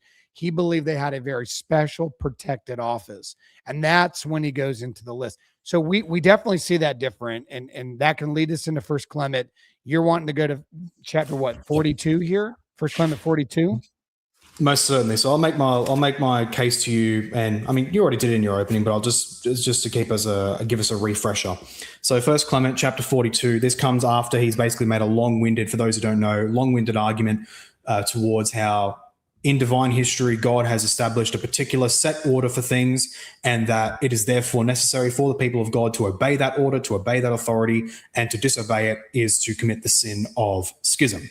And that is where he leads now into chapter 42, where he specifically talks about, okay, what was the order of the church that the apostles established? Mm-hmm. So he says, quote, "The apostles received the gospel for us from the Lord Jesus Christ. Jesus the Christ was sent forth from God. So then Christ is from God and the apostles are from Christ. Both therefore came of the will of God in good order, having therefore received their orders and being fully assured by the resurrection of our Lord Jesus Christ and full of faith in the word of God, they went forth with the firm assurance that the Holy Spirit gives, preaching the good news that the kingdom of God was about to come. So preaching, both in the country and in the towns, they appointed their first fruits when they had tested them by the Spirit to be bishops and deacons for the future believers. And this was no new thing they did, for indeed something had been written about bishops and deacons many years ago. For somewhere thus says the scripture, I will appoint their bishops in righteousness and their deacons in faith. And as a brief comment, I love how he just says, oh, it's written somewhere that it says. I don't remember right now, but it's almost source, trust me, bro, basically.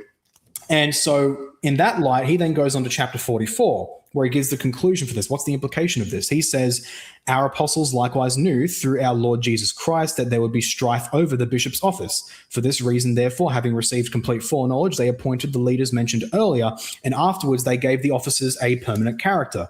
That is, if they should die, other approved men should succeed to their ministry. These, therefore, who were appointed by them or later on by other reputable men with the consent of the whole church, and who have ministered to the flock of Christ blamelessly, humbly, peaceably, and unselfishly, and for a long time have been well spoken of by all, these we consider to be unjustly removed from their ministry. And he says, for it will be no small sin of us if we depose from the bishop's office those who have offered the gifts blamelessly in holiness. And then he says, blessed are those presbyters who have gone on ahead, who took their departure at a mature and fruitful age, for they no longer fear that someone may remove them from their established place. So the TLDR with this is that in First Clement's own schema, in chapter 42, the apostles went around to many places, and in their stead, they appointed bishops and deacons, quote, for the future believers. So the permanence of their ministry was, strictly speaking, intended to those two offices, bishops and deacons, that these would perpetually minister to the believers to the future.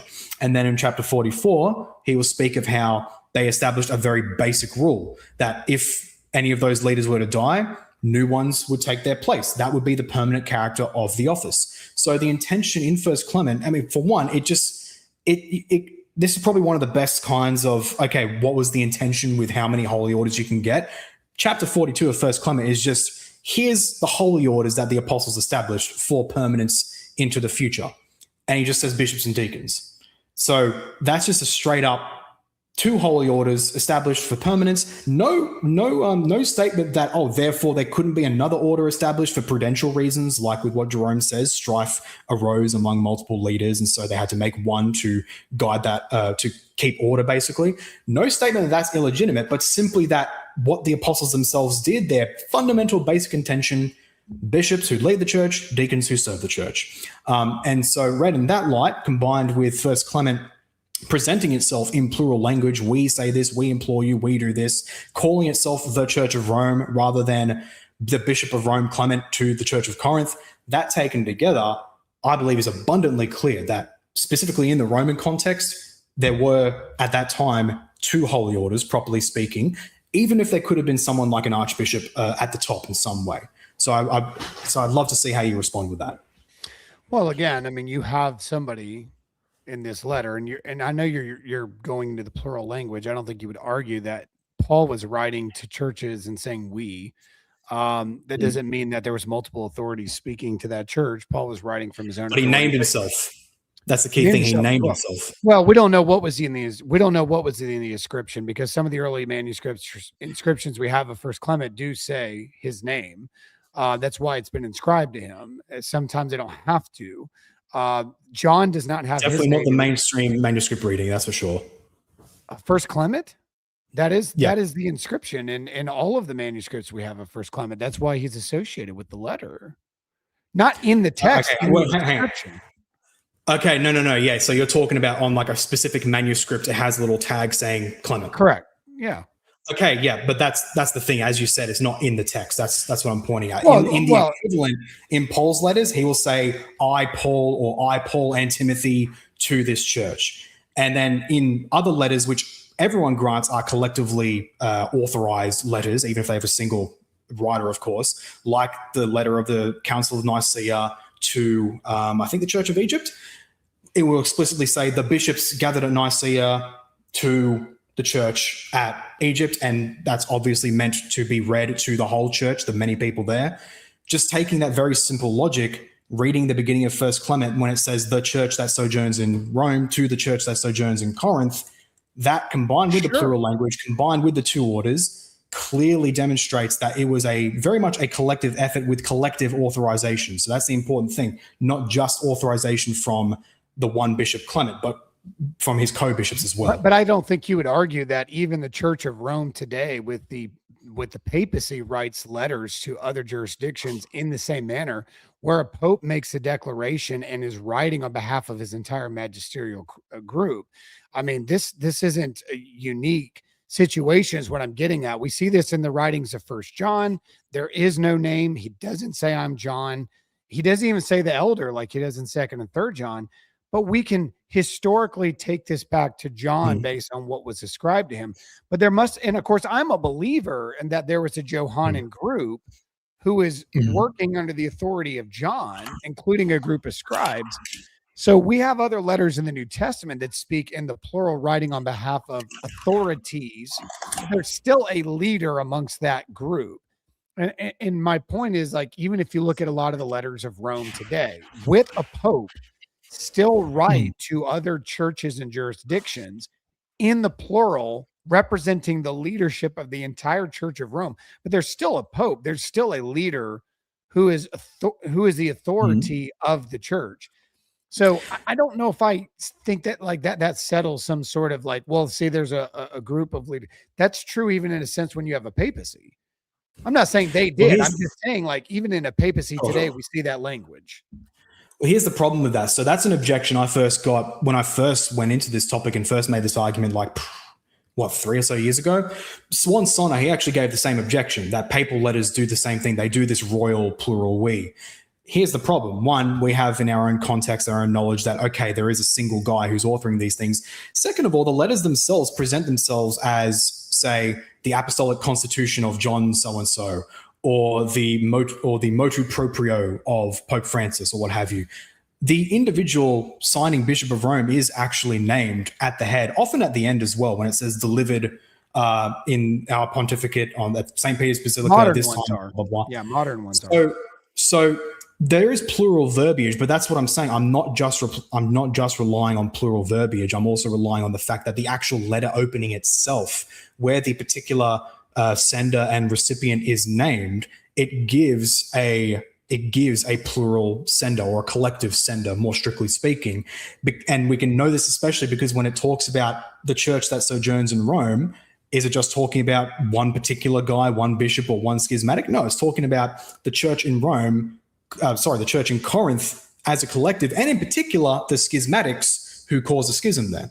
So it's not just the plural pronouns, it's actually that combined with the letter opening, combined with the relation between church that sojourns in Rome, church that sojourns in Corinth, that data taken together, plus with the statement of there were two offices established by the apostles for the permanence of the church, specifically 2, not 3, that combined from the letter's own evidence gives us, and the vagueness of Irenaeus, where he simply says the church sent the letter in the time of this Clement, that gives us very clear data pushing us towards a collective authorship and thus, in a way, collective rulership over the Church of Rome. And later authors who may speak of, Clement specifically wrote this letter, that can very easily be interpreted as, well, look, they came to assume the strict 3-tier hierarchy and they knew Clement was the bishop at this time. And so just by basic inference, Clement was the author, even if strictly speaking, that wasn't true.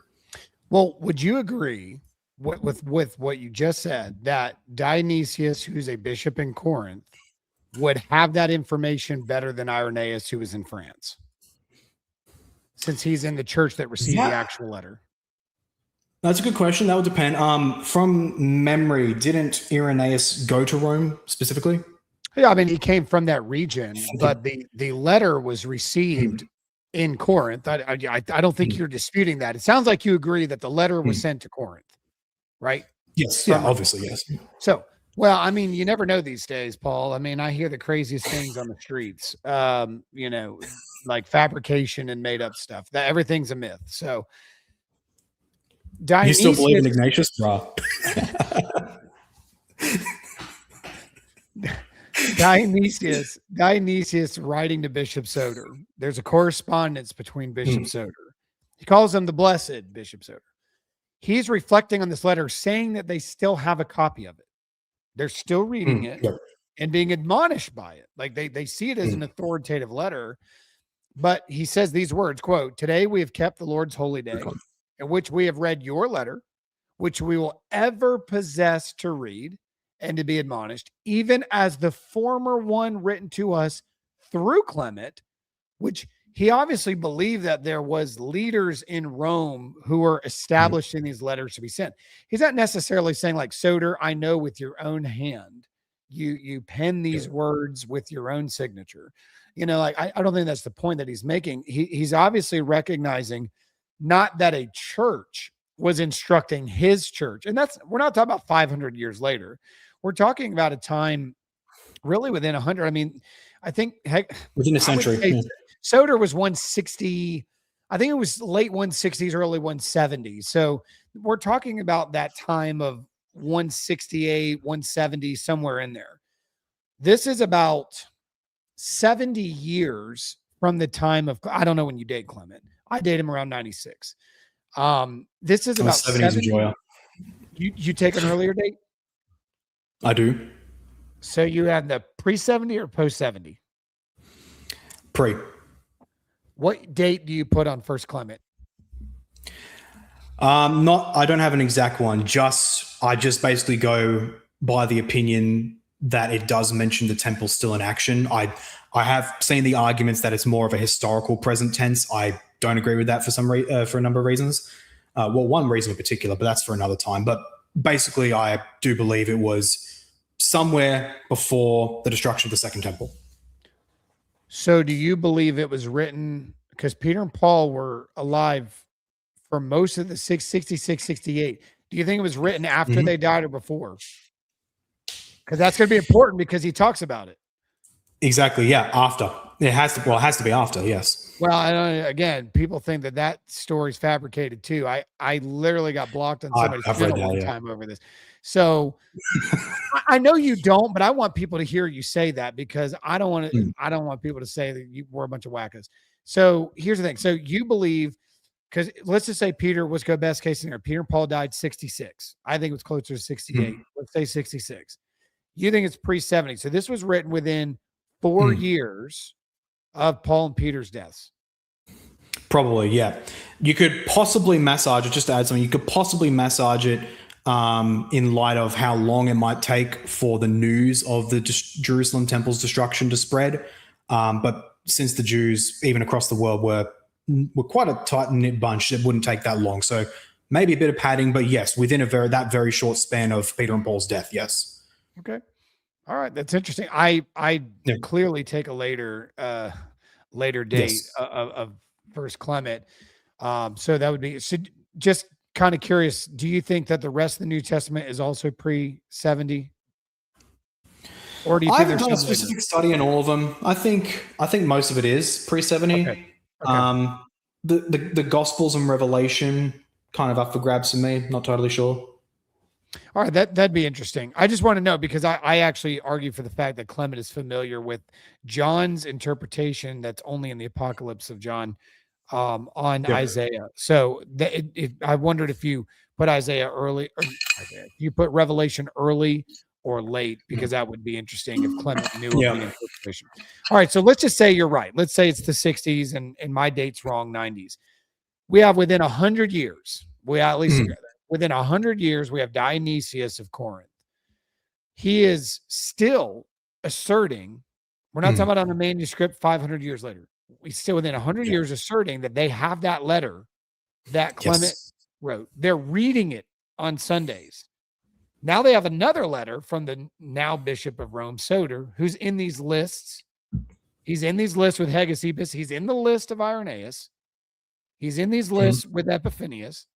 They're saying that now they're reading his letter and they're holding it in high regard, high enough to read it in their liturgy, which is pretty close to reading it. That means they're reading it with some of the scriptures. That means they're reading it with Paul's letters and Old Testament letters. So they obviously see it as authoritative, right? Would you agree with that?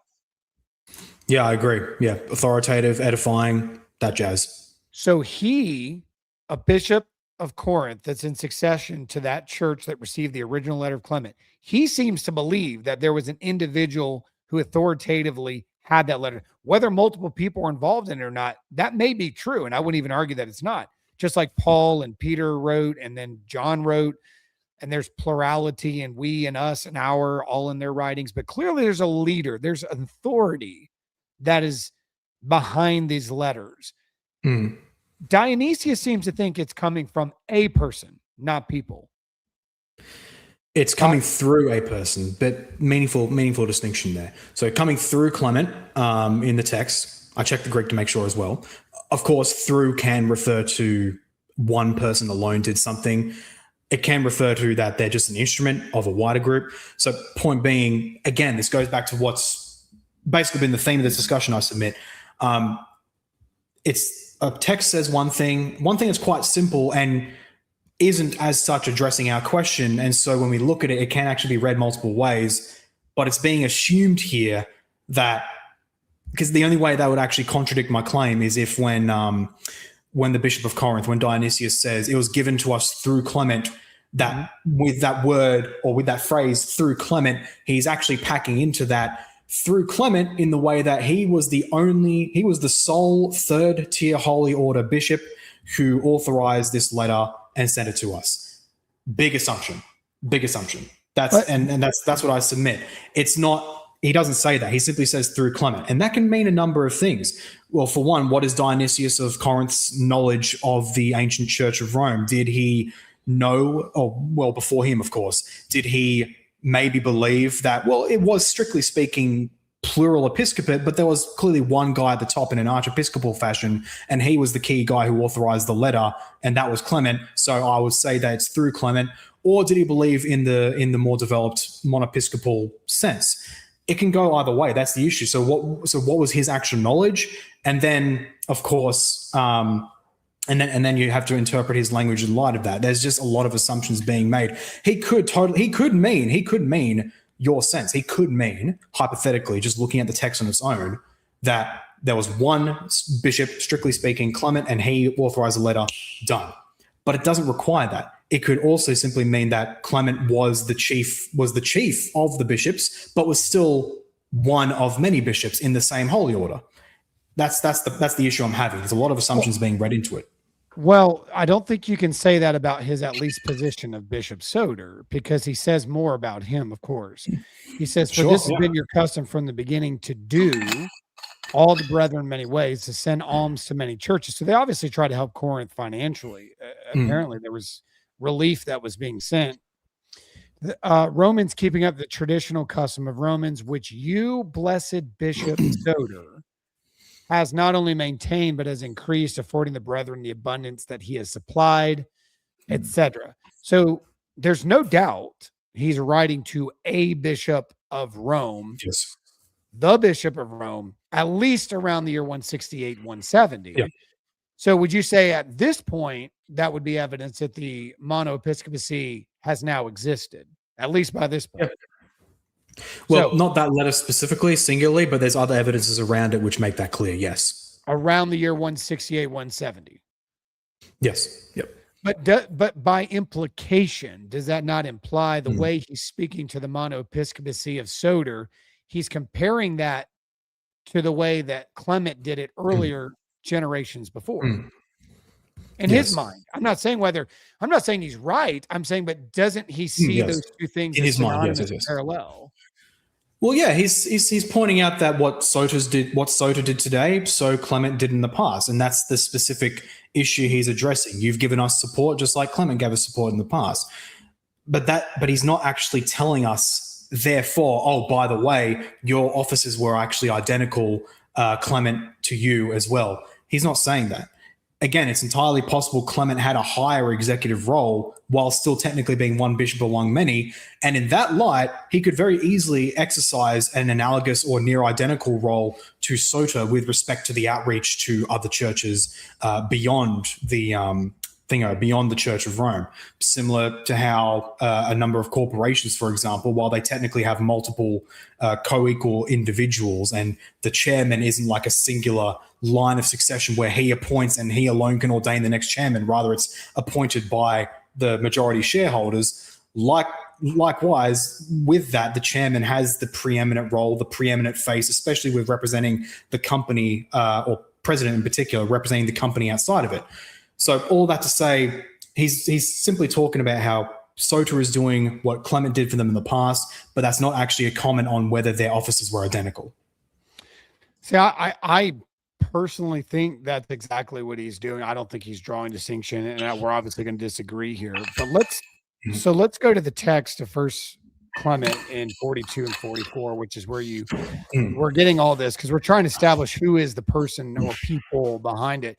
I have no problem saying there was probably leaders in Rome who were behind this letter. It's clear to me in my study that there is a singular authority who issued the letter, even with other authorities' support. You would call it a head or an archbishop, kind of, without, obviously, they didn't use that word, but like something like that, first amongst equals, whatever term you want to use. Pretty much, that maybe oversaw the. I would say that it was the distinct office. That's obviously where we differ. But let's get into the text itself. So in chapter 42, as they're broken down into chapters, I hate calling them that because they're really not, but fine. In chapter 42, I think that you would agree that there are three separate terms between 42 and 43. You would just say that they're the same. You don't just see deacons and bishops. You do see presbyters brought up in 44. So all three terms are used, right? Yes. Okay. Yeah. I would that's where I disagree with some others on my side, including my earlier self, where you have this synonymy thesis where they say, well, presbyter and bishop, they're just two terms for the same office, where I would actually disagree with that. Bishop alone is actually the term for the office, but presbyter is a more generic term for either the literal old men of the church, which you see in First Clement chapter, is it 3 or 8? I think it's 8, where it's comparing the old with the young, or a generic term for just the leaders writ large. And that can apply to apostles, bishops, and deacons alike. Yeah. Okay. So we agree on that. All right. So do you see in chapters 40 and 41, the previous statements before this, that he is creating a parallel between the Old Testament system of high priest, priest, and Levite to bishop, presbyter, and deacon? So here is what First Clement is doing. I disagree that a direct parallel is made, and here's my reasons for that. So the whole schema of First Clement is he's establishing, it's a beautiful letter and it's very logical. He's establishing first principles on matters of doctrine and on matters of life, and then he's applying that. So the first half, roughly, or a bit more than that of the letter is almost entirely on what those first principles are. And then chapters 40 onwards are, not quite 40, perhaps chapter 44, maybe 42-ish, is where it gets into the, okay, here's where it applies to us today. And then also, therefore, schism bad. Now, chapter 40, he's very clearly establishing principles. So chapter 40, he's basically saying that God has always from the beginning established a divine order of things. And for that, he points to the example, the historical example, and arguably present example of the temple in Jerusalem, where he says God established these orders. There is the high priest, then there's the priests, then there's the Levites, and the layman is bound by the layman's rules. Okay, so his point with that, his conclusion from that is from the start of chapter 41. Again, chapter, as you rightly know, it wasn't chapter divisions then, so it's a natural flow on. So right after that, he concludes from that, therefore, let each of you brothers give thanks to God with your own group, maintaining a good conscience, not overstepping the designated rule of his ministry, but acting with reverence. Now, so what's he doing there? He's establishing a principle. God has ordained specific orders of how things are to be done. Therefore, you are to maintain the position that you're put in and do not overstep that. Okay.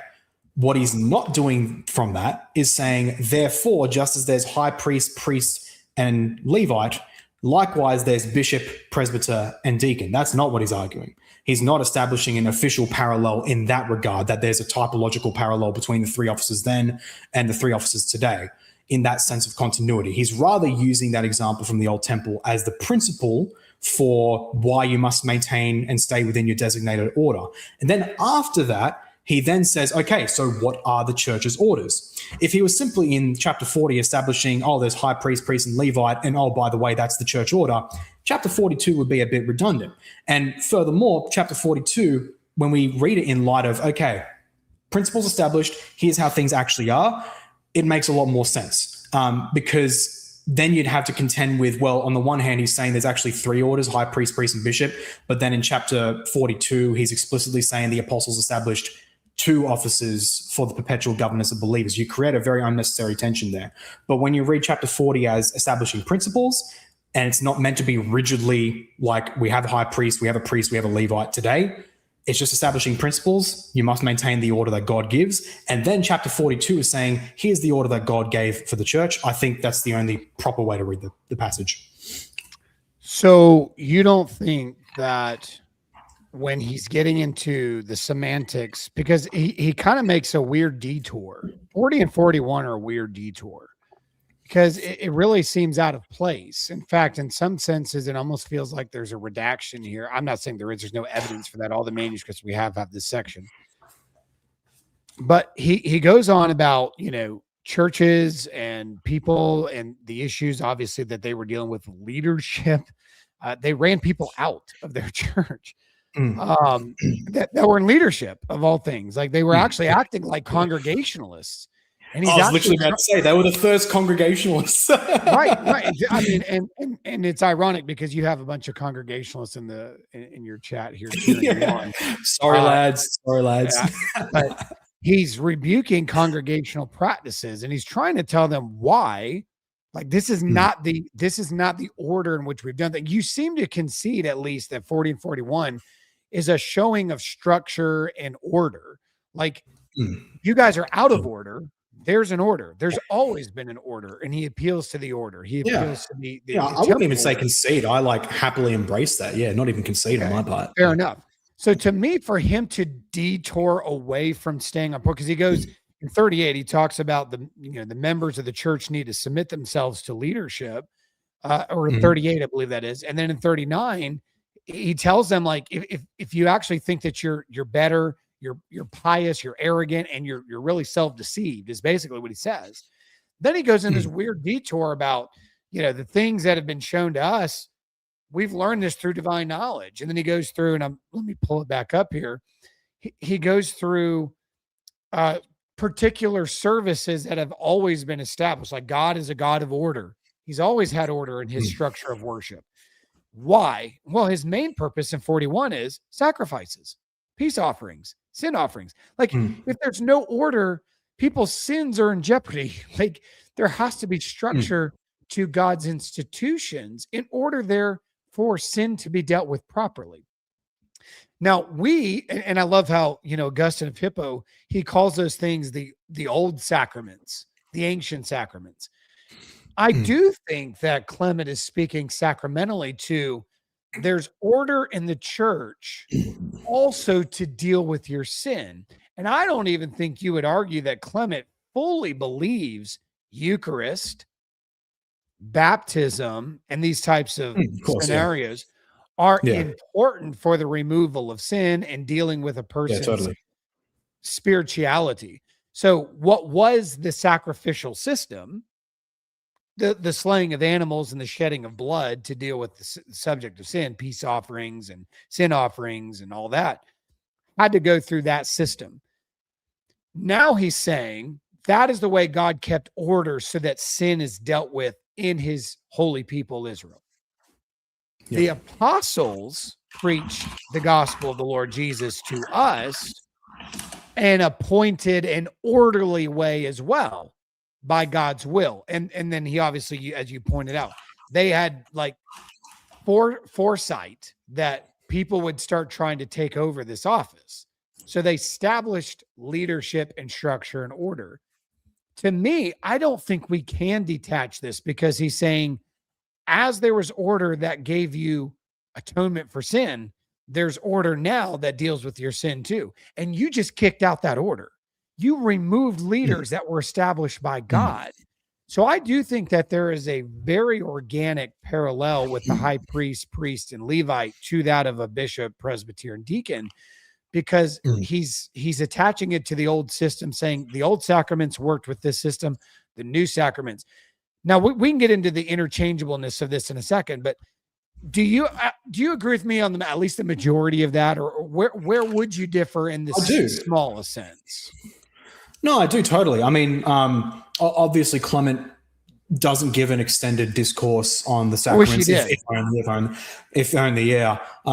But obviously, just with the context of the surrounding church around him, including the Didache, including Ignatius slightly after, and the New Testament texts before him, obviously the sacraments were a real and essential thing to the church. So that's something that can obviously be presupposed. And he, of course, talks about the giving of the gifts in chapter 44, I believe, offering the gifts blamelessly.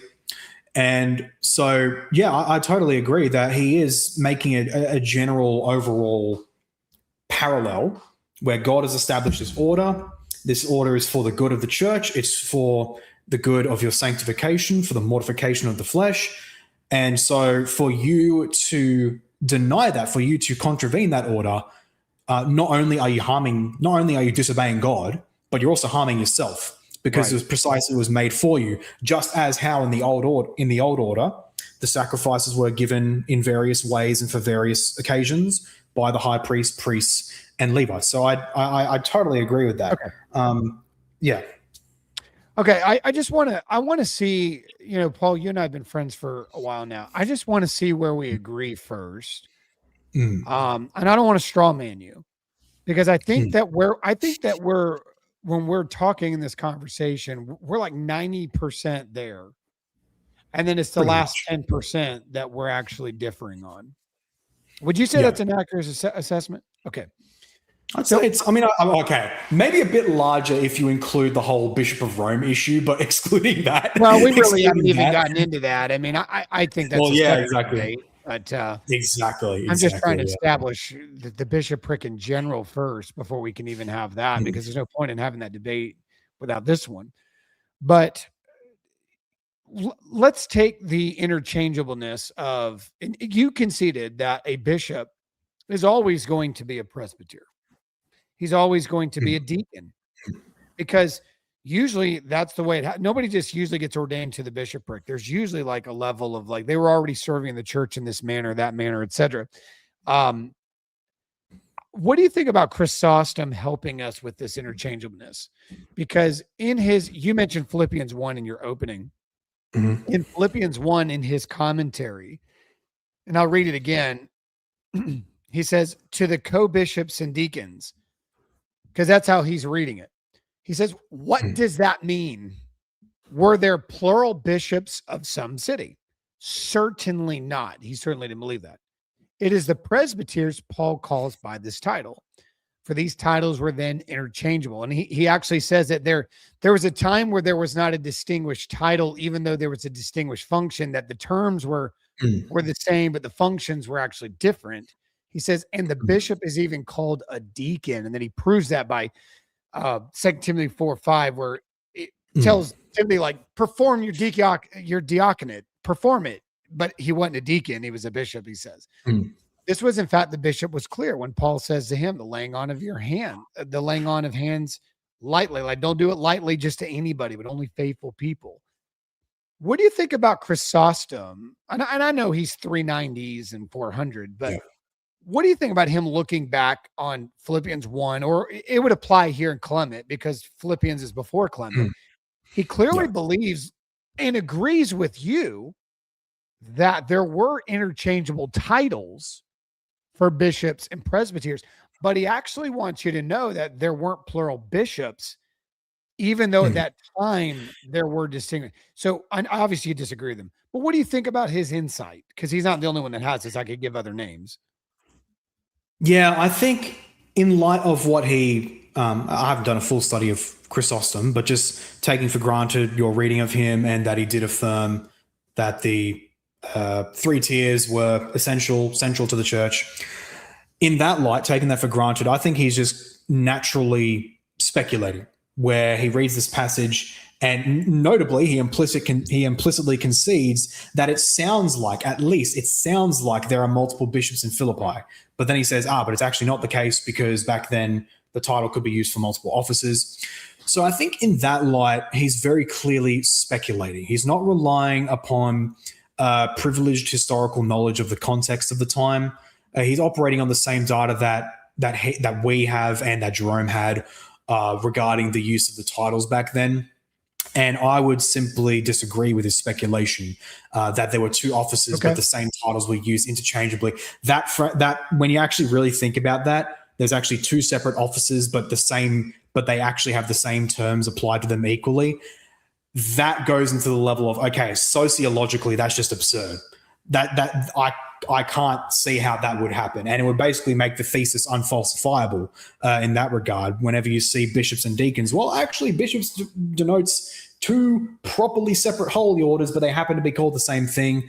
That's where I big time disagree with him. And even then I disagree with the idea that they were just interchangeable titles. Like presbyter, I submit, just wasn't a title at this time. It was just a generic term for leader or elder in the more literal sense. So you do concede that the word presbyter was a little less established, because obviously the same Greek term is used for older men in one sense, and then obviously some sort of leadership in the church.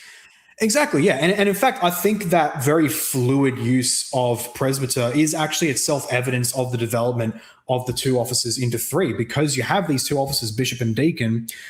But then when you have the term presbyter, it's not solidly, unlike bishop and deacon, where, okay, maybe you'll have like an exceptional use of deacon, like to use service in a more generic sense. But otherwise, it's very clearly identifiable to one office. Whereas with presbyter, you have this fluid use all over the place for apostles, for bishops, and even for deacons in other places. And then further, you have the Shepherd of Hermas, which many people argue, you see, that Shepherd of Hermas actually points towards a two-tier episcopacy. A two-tier ecclesiology. Not true. It actually does. The Shepherd of Hermas actually quite explicitly gives the three tiers, the three-tier permanent episcopacy, where it actually speaks of apostles, bishops, teachers, and deacons. And so in that I'm glad you can see that. I'm glad you can see exactly. That. Yeah, exactly. Because I used to make that point myself just by reading that one passage in what was it, Vision 2 point something, where it says, talk to the presbyters, to the elders in Rome. You see, it's a total plural collective leadership. But then you actually read a bit later in I forget the exact citation. It's in my notes somewhere, but it explicitly speaks of those who are making up the tower that represents the church. They are the apostles, bishops, teachers, and deacons. Yeah. But that's an important thing, because it shows that in that letter, the priest, if we're going to look at that middle holy order, is the teacher, the didaskalos. So funnily enough, a Presbyterian could probably claim, you see, the Shepherd of Hermas is talking about teaching elders, episkopos, didaskalos, and ruling elders, episkopos. So yay for Presbyterianism. But no, they're properly separate there. Yeah. I think the important thing is that letter, in its more generic use of presbyter plus its generic use elsewhere, shows that the term wasn't settled. And I think that's also actually an additional evidence towards the development of the offices themselves. So it seems like, and we would also, the Muratorian fragment, if you date it somewhere between 170 and 200, claims that the Shepherd of Hermas, Hermas was actually the brother of the Bishop of Rome at that time, which would have been Pius. Pius's brother. So there was obviously established at that point, even from external evidence in addition to the internal evidence. But I'm actually surprised you concede that point on Hermas, because everybody runs to, I never even thought we'd get into Hermas tonight, but we don't need to apparently. So that's actually nice. Yeah. But so when do you think, because I mean, Ignatius isn't some late 2nd century guy unless you date him later. When do you think the threefold ministry began? When, like what year, where, what location? You see, to by the way, derail while you're doing that, guys, if you want to get your questions in, like now's the time, because we're coming up on the 2 hour and we're going to take the last one. Please put like who you're asking it to, and I can see everybody that's coming in on the other Paul's channels. I can see where it's coming from. I'll pull it up on this side. But make it clear it's a question. Like, don't make me have to guess if you're asking something. And if it's directed at me or Paul, be explicit. I mean, just please make our lives easier here. So we're about to come to you here in about 5 minutes. We're going to wrap this up. We're coming to you, and then we'll ask your questions. Sorry, didn't mean to interrupt you. I just saw people saying when's questions. I got you. We haven't forgotten you. We haven't gotten you. We're coming. All right, go ahead. Okay, so to totally derail from your question, it's like the theory of special relativity, okay, where strictly speaking, unlike with Newtonian physics, there isn't one singular now reference point in the universe. There's more like nows plural. So if you're in one point of space-time, there's a now there, but that can have relative divergence to now in another space. So to link special relativity to early church ecclesiology, 10 out of 10 segue, I don't think we can point to a simple now for a 3-tier ecclesiology, where at one point it wasn't the case and now it was the case universally. I don't think that can be done. Rather, it's more reasonable to speak of it emerging in distinct places at different times within a very quick sequence, mind you, given the evidence we do have. I say quick sequence, but we're still talking about like decades, which, that's not exactly a few seconds, but relative to the time and the age of the church, it's a very quick sequence. So I would, in my current speculations, for example, I think one of, if not the earliest places for a clear 3-tier ecclesiology distinct from apostles being at the head would be like Asia Minor, where we have sources speaking of, like, for example, John appointed that there were 3-tier holy orders basically in Asia Minor in the time of John, not just from Ignatius, but even certain implicit comments by Jerome as well, where he even says that point right there. Do you think that the angels addressed in the 7 churches of Asia Minor are that position, or do you take that different? Or do you think they're actually angels? Very possibly. Okay. Very, very possibly. Okay. It's a bit of a speculation, honestly, but I have seen... Well, you said Asia Minor, so I didn't know. You said Asia Minor, exactly, so I didn't know if you were getting that from the 7 letters sent to Asia Minor in Revelation, whether these angels, these messengers, were the bishops. That's typically how people understand it. So I don't know if that's where you were going. So I don't strictly get it from that letter. It's a bit speculative, but I think contextual arguments favor that angels is a more generic human messenger. Then the question becomes, well, who is this messenger? Is it a singular leader in the sense of 3 totally separate holy orders, or a first among equals type of affair? That can be speculated upon. But at a minimum, other evidence shows that it was actually more advanced by the time of John, minimally, which makes sense. He lives longer than the other apostles. Likewise for Jerusalem, even if hypothetically they only intended that James was to be the apostle at the head of Jerusalem, and then whatever happens after happens, whether it's a singular successor or multiple. Fact is, when James dies, they come together and they ordain a singular successor as preserved by Eusebius or Hegesippus through Eusebius. And so it's not a universal now. I do think Rome was certainly later, given the evidence of First Clement, among possibly other evidences, but First Clement in particular. Likewise with Alexandria, while they did get 3 tiers under Mark, it was probably not in a strict 3 separate tiers. Jerome attests that Mark established that there would be the deacons, there'd be the presbyters, and the presbyters would actually appoint their own head, basically a chairman of the board type of affair, until the episcopate of what are their names? Heraclius and another guy whose name starts with a D. Then it changed after that. But before then, it was more akin to a chairman of the board type of affair. So in that light, I can't put a single date on when the three-tier episcopate came about. It's rather a question of when did it appear in this region versus that region. And even that is really hard to pin down. So to me, that would take a lot. Like that would take a lot for the universal church to get behind this idea of a monoepiscopacy where the East, the West, North Africa, all come together and say, this is how we want to do it. And there's absolutely no outcry, no anger, no resistance, no broken sectarian groups that come off of that and say, we will not comply. I think that would take a lot.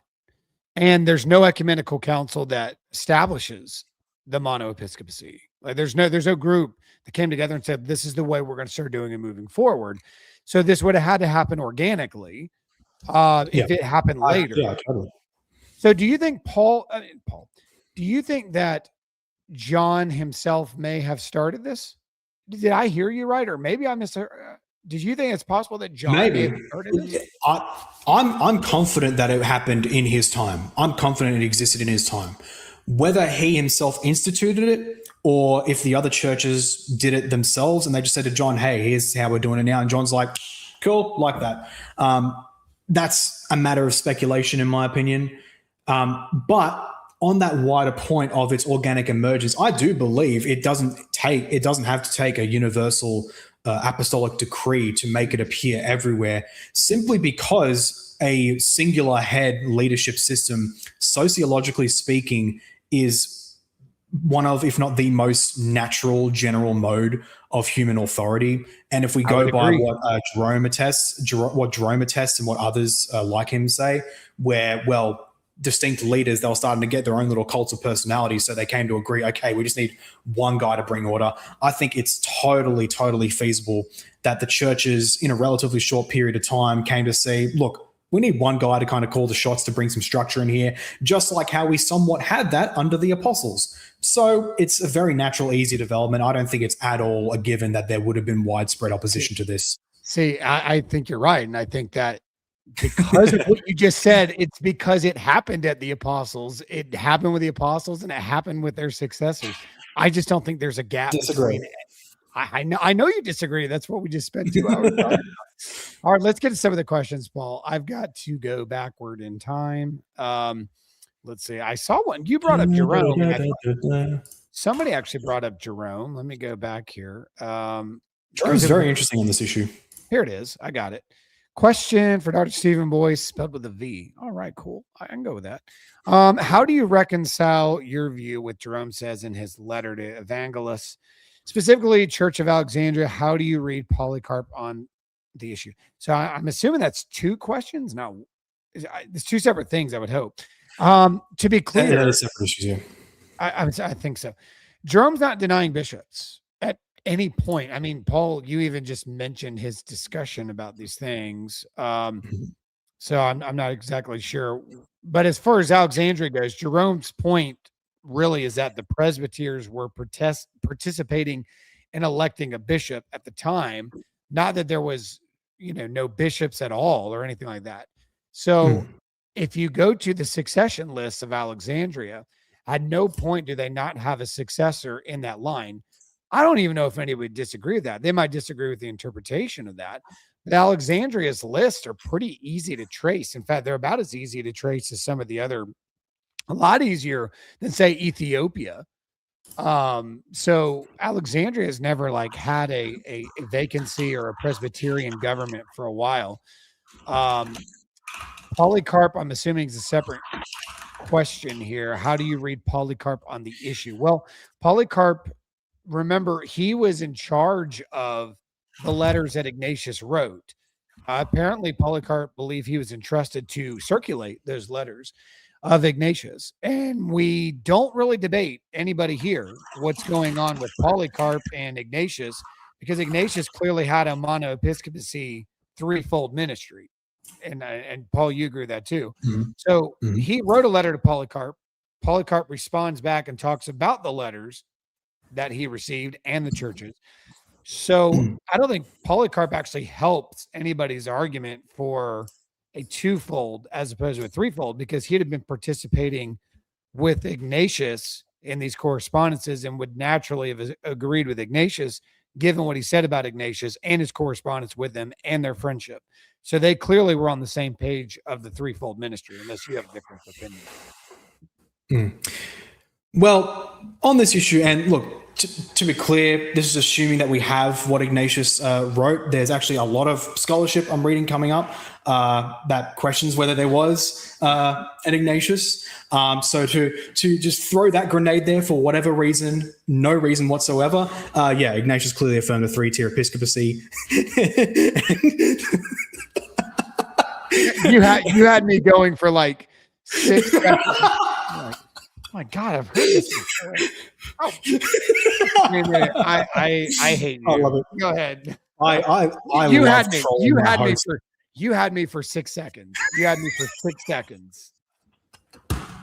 I love trolling my non-Australian hosts. Oh, thank you God for giving me mixed Australian and Lebanese blood. I'm crying. I'm chaotic neutral. I am chaotic neutral on the scale. You put tears in my eyes. You put tears in my eyes. Incredible. Oh my Lord. Sorry. Incredible. Polycarp. With respect to Polycarp, Polycarp's interesting in that he is commonly used to assert strict two-tier holy orders. It's not that clear. It's not at all that clear because, as you said, we have the synchronic evidence of Ignatius, who does have a pretty clear three-tier distinction. Now, where the debate could get deeper is whether Ignatius believes that only bishops can ordain, or if bishops and presbyters can ordain, and if it's more like an Alexander, that would be another deeper thing, because that's probably the key point at which bishop and presbyter are properly separate holy orders. But putting that to the side, with that being the reality, Polycarp does specifically say submit to I've got the letters here. He does specifically say submit to the quote unquote presbyters, and that should be. So in the salutation, he says, Polycarp and the presbyters with him to the church of God that sojourns in Philippi. That's in the salutation. And he says, submit to the presbyters. Do you happen to know exactly where he says submitting to the presbyters? I think he actually says presbyters and deacons. I'd have to go back and look. Yeah. I could pull it up. Quickly. Google Gemini is good for that. Polycarp.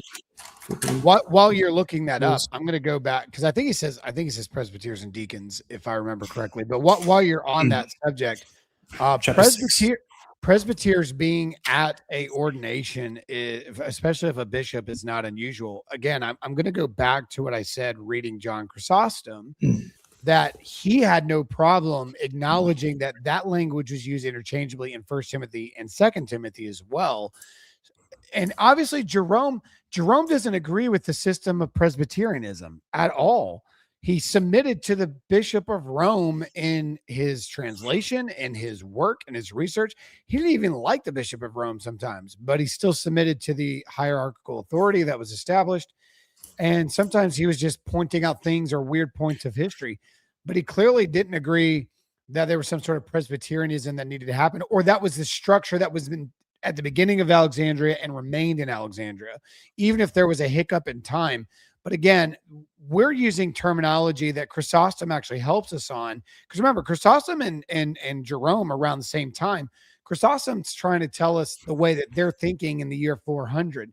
And it's not the way that these questions are being posed. So there's a lot of things that could be understood there. And there's no shock or even concern that presbytery was involved in ordinations of bishops, because again, they were all in the same ordination succession under the apostles themselves and establishing leaders in that manner, especially if people were being killed and people were dying at that time. It happened quite frequent. We have multiple stories beyond Alexandria of that. Did you find your little quote there? Yeah, I did. So it's it's the beginning. It's at the end of chapter 5. So he says, after a whole exhortation to be blameless, he says, Therefore, one must keep away from all things and be obedient to the presbyters and deacons as to God and Christ. The young women must maintain a pure and blameless conscience. And then he goes on to talk about the obligations of presbyters. Charles, right. It was deacons too. It's interesting.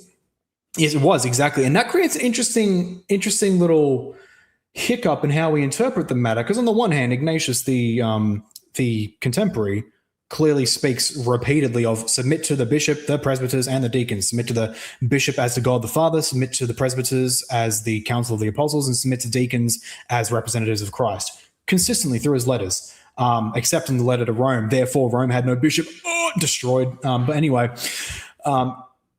Polycarp complicates it a little bit because he specifically says, therefore, you must submit to the presbyters and deacons, even though if there's obviously a singular bishop as well, he would need to say bishop, presbyters, and deacons because he's willing to distinguish presbyters and deacons.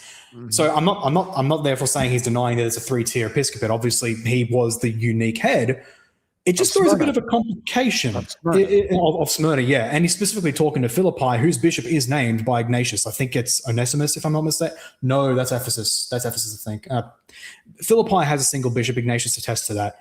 So it gives a bit of a hiccup. Perhaps he is doing the thing where, on the one hand, Ignatius more clearly distinguishes bishops from presbyters, but Polycarp is more so doing what Chrysostom himself says, where he's kind of saying they're all presbyters. Possibly that could hint towards where they're distinct, but they're not quite yet a fully separate holy order, as would later become the case. But that would be a debate in its own right. Well, like you said, I mean, to me, Ignatius did write, and there were 3 separate distinct groups between bishop, presbyter, and deacon. Could be by the time, because Polycarp wasn't writing the next week when he wrote this. I mean, I would date Ignatius anywhere from 107 to 115 if I take Malleus's date, which I lean more with Malleus, but I could be wrong and say it's earlier. But I do think that they're around that time frame. The letter to the Philippians from Polycarp, I date somewhere between 125, 140. And so I think he was writing much, much later. It is possible that there was no current bishop in Philippi when this letter is written, and that is why it was necessary for a bishop outside of Philippi, close by. I mean, he's in Smyrna, keep in mind. So maybe he's writing to the church because they are currently vacant of a bishop. Again, I'm assuming, we don't know, but we do know before Polycarp, there was a threefold ministry of Philippi through Ignatius. It could be that there wasn't a bishop and Polycarp felt like he had to bishop them in the meantime. And that wouldn't be shocking, and that's not out of left field because remember what Ignatius said to the Romans. He said that Antioch was about to be without its bishop, and it was only going to have the Lord Jesus and their love, the Roman love, to preside over or bishop over them. So there are vacancies that require and even submit to another jurisdiction to help them in their vacancy. That's the point I was also making about Alexandria. So we've already seen in Ignatius's letter. So it's very possible that that's exactly why we have this letter to the Philippians to begin with, this random letter from Smyrna to the Philippians. He could be bishoping that church without a bishop at that moment. And in the meantime, he's telling them to submit to their leaders they do have until one is replaced. That would be my position of that. That's actually a really good point. I can't believe I hadn't thought of that. That's actually a very reasonable hypothesis. That's why they pay me the big bucks that I haven't seen yet. All right, let's see here. Let's see. Question for the top. Isn't the logical conclusion of having bishops is the need for one bishop to be in charge? I think you conceded that's possible earlier. I certainly believe that is the case. You said that obviously humanity almost leans that way sometimes, but I would say that is the case, and I think it was meant to be the case. Well, it's not a conclusion on the level of logic. Like, it's not deductive proof. Bishops, therefore, one. So I wouldn't say that. It's sociologically or anthropologically, if you will. It's certainly the more proper means of leadership that on whatever level you're thinking of, but particularly on a wider level where you're dealing with a larger area, a singular leader is a preferred, more prudent point of unity. But hypothetically, there could be situations where a more collective, equalized leadership may actually be more optimal for a certain situation. My contention is simply that the apostolic deposit allows for both, even if the singular head one became the norm. Okay. Let's see. I just saw another one. Let me take that one down. Sorry. A question for the top. Chungus Caleb S., one of my moderators. Is your position that the monoepiscopacy is an organic development rather than an apostolic institution undermine the Protestant argument against the papacy as espoused by St. John Henry Newman?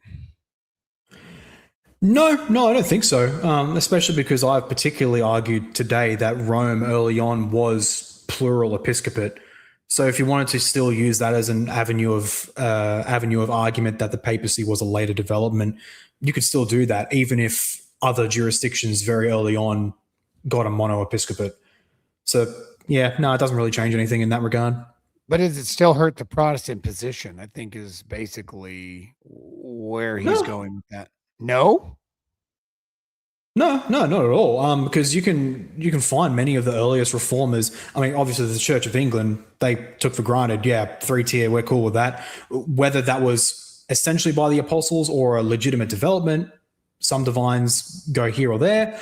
But numerous of the reformers, even outside of England, were actually totally fine with the episcopacy. They may say that it wasn't necessarily essential, but many of them would actually even grant that the apostles themselves established the 3-tier orders with the episcopate. Like Martin Bucer, I believe Bucer and Bullinger, for example, would actually say that. It's not very well known. Many people have the myth that the continental reformers were very strict Presbyterians, and that's actually not the case. They did grant that a Presbyterian order was valid, but they also granted that, well, actually, even the apostles established a 3-tier episcopacy. We just argue that it was by means of ecclesiastical law and not as such by divine law. I recommend people watch my friend Inquisitor. He's on Twitter. Go to his YouTube channel, Western Catholic. Look up his video on Jerome and presbyteral succession. He gives a lot of good receipts in that regard. All right. Let's go to question for both. Why do you prefer Chrysostom's testimony over Jerome's and vice versa when it comes to the bishop distinctions? I don't necessarily take these. I don't take Chrysostom and Jerome to be contradicting. I think they're actually being complementary to each other. I mean, because Chrysostom's emphasizing terminology between bishop presbyter, and he's arguing that there was overlap in the apostolic age because he talks about then. He's speaking in the past. But he still clearly recognizes a higher episcopal office. Like I don't see where he's not arguing for that.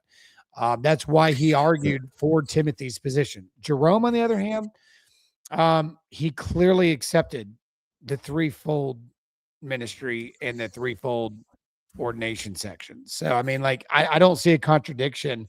I just think that they're both talking about terminology. One's focusing on terminology. The other's focused on the fact that there was absences and unique situations of episcopal oversight or the lack thereof in certain jurisdictions. I don't really see where there's like a contradiction going on here. I just think they're talking about different things. They just might help us understand each other at that time because they're both writing around the same time. Well, I do think they actually have a bit of a difference. And again, I haven't read Chrysostom directly, so I'm just working on your quotation of him there. But from what you said versus what I've read in Jerome, I think they do actually have a bit of a difference. So Chrysostom, as you mentioned, he says that there weren't actually multiple bishops, properly speaking, in Philippi, just that the name was shared among the holy orders, the bishops and presbyter holy orders. They tended to have names that would go between each other.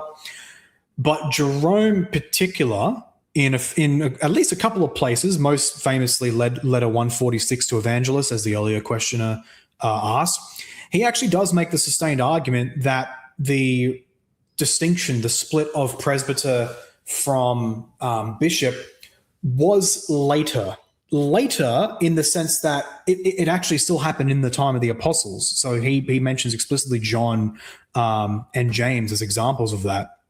But his particular argument is that, well, actually, no, bishop and presbyter were one and the same, not just by terminology, but they were actually just the same group, but it's a matter of ecclesiastical law later on, in the time of the apostles, that they would come to be distinguished. And his argument from that is that therefore bishops shouldn't lord over their authority over presbyters like some kind of a dictator, because in the end, their authority comes from the custom of the church and not by a divine dictate. So I think there is a bit of a difference between the two there. And of course, Jerome accepts that the three-tier holy order is a totally valid custom of the church. Therefore, today it must be obeyed. And as you pointed out, he argued it came during the apostles' time. And so he obviously believed it was some post-apostolic creation, which is what a lot of people try to do with Jerome. They're trying to argue it. It's like, you do realize why he's writing that letter he's submitting to the Bishop of Rome. So, including myself once upon a time, I used to do that too. What? Submit to the Bishop of Rome? Oh God, no, never. No, that Jerome. I mean, that's what I just said. I mean, I was no, actually. You just said right before that some people use Jerome to say that that the apostles, that it was established well after the apostles. It's more an implicit argument. To be clear, it's more of an implicit argument that Jerome says the apostles, quote unquote, he doesn't say in as many words the apostles established the three-tier holy orders. He implicitly shows it by talking about John interacting with bishops and James being appointed bishop. And even in his commentary on Matthew, he specifically says the apostles appointed bishops and presbyters with a distinction. So it's interesting that way. Top trolling about Ignatius and Dr. Boyce saying 6'7" was not on my bingo card for tonight. But you said 6'7". How did I miss that? I think it's because I said you had me going for about 6 or 7 seconds there. I think that. There you go. Oh, it's an Uno reverse card. Oh man, that's what I'm here for. I'm here for jokes, even when I don't mean to. Let's see here. Heck yeah. Let's see here. Feel free to post your questions. There was another one. I accidentally skipped one. I didn't mean to do that. Where was it? Sorry if I skipped you. Oh, sorry. Here it is. There it is. Found it. What a name. Monk Biscuit Barrel. Question for the top. How do Anglicans determine theological truth? What is the final authority when Anglican subgroups, Anglo-Catholics, Evangelical Reformed disagree? I'll let you go first since I'm not an Anglican anymore, but I'll give my answer later. First of all, the aura of that name, Monk Biscuit Barrel, I kneel towards His Holiness.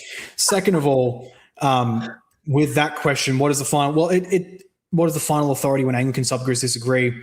There's multiple dimensions. There's multiple senses in which you can take that. If you're talking about a strict executive, irreversible legal authority over all these groups, well, there's none, because they're all different jurisdictions of the church. Just like if you're talking about the early church, and obviously, Dr. Boyce, you disagree because you believe in the papacy, but just taking my view for granted with the ancient church, especially pre-Constantine, pre-imperial integration, the church was a network of otherwise independent jurisdictions. They maintained harmony and unity, but in the end, what happened in a local region, it was totally up to what that local region did. And if there was disagreements, they had to negotiate it, basically. So in that regard, it's a matter of legal authority. So since they're all in different jurisdictions, then, well, there's nothing forcing them to one conclusion except negotiation, compromise, and so on. But if we're talking epistemologically, in terms of the actual principal grounds of determining theological truth, which I think is more what you're getting at, well, that authority is basically the same as what the most ancient fathers would talk about. We return to the Holy Scriptures, their clear testimony, and also to the testimony of the universal and primitive church as to what the apostolic doctrine was. That's basically those are our final rules in that regard. One of the best cases would be with Augustine, where he would explicitly say, well, Maxentius, he denies the authority of Nicaea, and, well, I deny the authority of Ariminum. And Augustine, does he say, oh, well, you can't have certainty on what Scripture teaches because you deny the authority of the church? No, Augustine simply says, well, okay, let's go to our common ground then, which is Holy Scripture, and let's dispute over that. That would basically be my answer.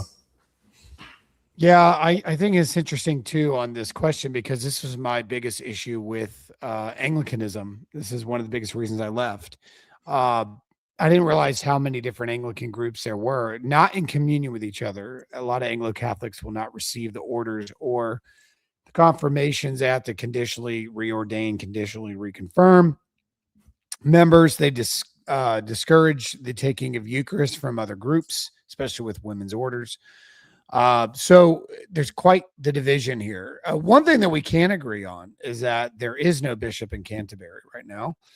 It is turned into a twofold ministry. But the problem with the church, and this is what we're talking about, Anglican. What is an Anglican? Are we talking about Church of England that's not in communion with the global South anymore because they've rejected them? Are we talking about those that are particularly a part of the Anglo-Catholic world, which is the ACC, APA, and others in the U.S.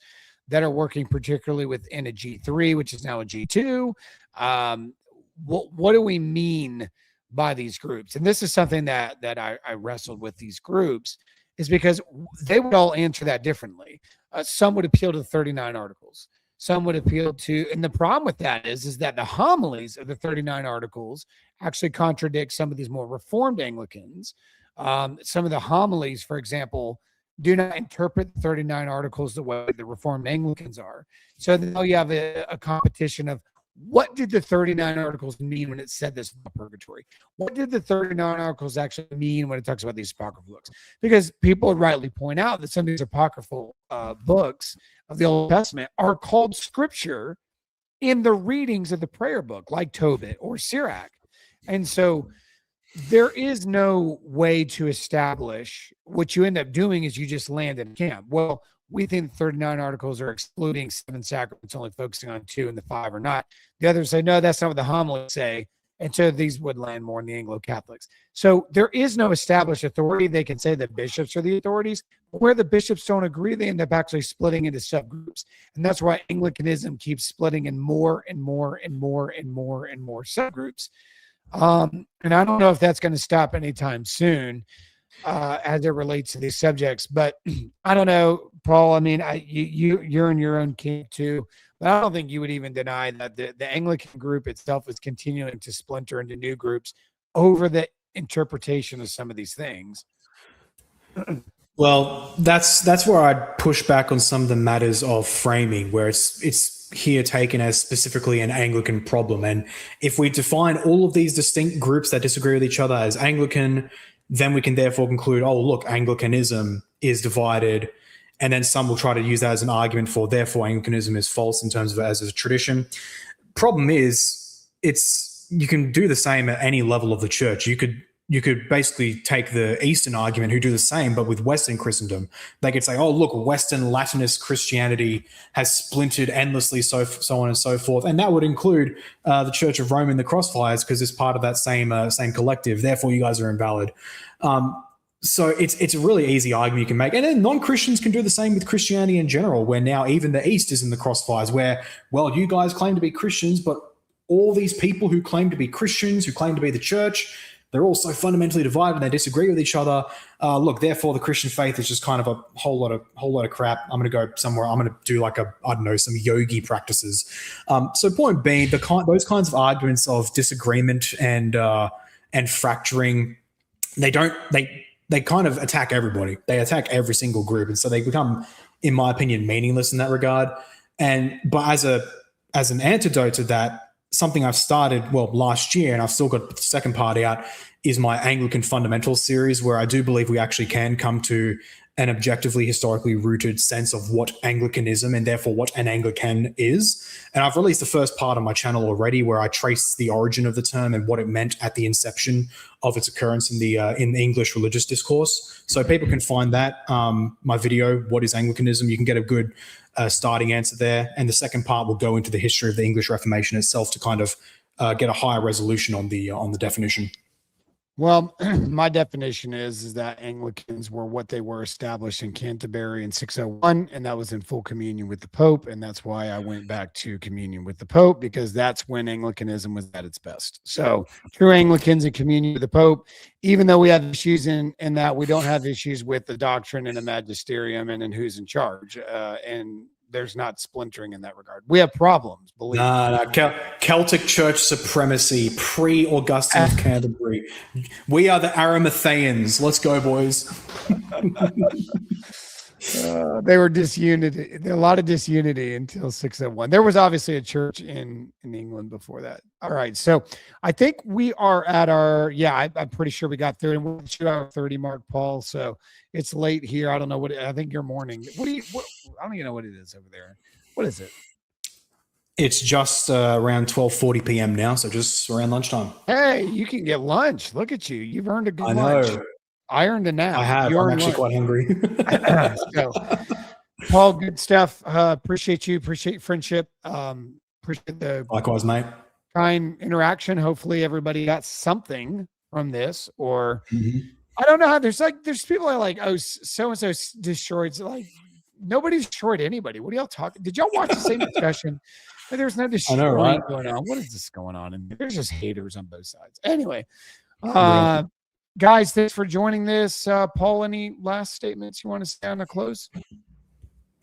Yeah, well, thank you very much, Stephen. I likewise enjoy our friendship as well. I'm glad we can collab with this. I'm hoping we can have more discussions like this, because it's a good juxtaposition to the slop that's happening all around us, especially, I don't know if you followed it that much, but the whole flare-ups with the online ortho bros, where it's just a lot of bravado and pretty bad argumentation and research. So we're a good contrast to that. I think this discussion was a great break from that, where people can just watch two men going at honest and deep historical scholarly disputation on an issue to a degree that actually helps people in their own learning on the issue. So hopefully we can have more of those and we can help to make it the norm. And in that regard, thank you all for watching as well. And by the way, the new dividing line just dropped, so everyone should go watch that too for for even more scholarly epicness. I'm going to have some lunch after this, work on my next video, and thanks for having me. Yeah, absolutely. And if you have not liked on each other's channels, go to the other Paul's channel, like, subscribe there. On this channel, feel free to come over to Facts, like, subscribe over here. Love to have you check out our videos, our content. There's a lot in the archives on both sides. We've done a lot of collaborative work together. We obviously differ too. So where we differ, we agree on a lot of things too. We've worked together in the past. We correspond. So check out each other's channels. If you like those things, hit subscribe on each other's works. All right, folks, that is all that we have time for today. Good to see everybody. Leave a comment for us. Tell us what you think. Tell us where you stand on these positions. Grace and peace to you. God bless.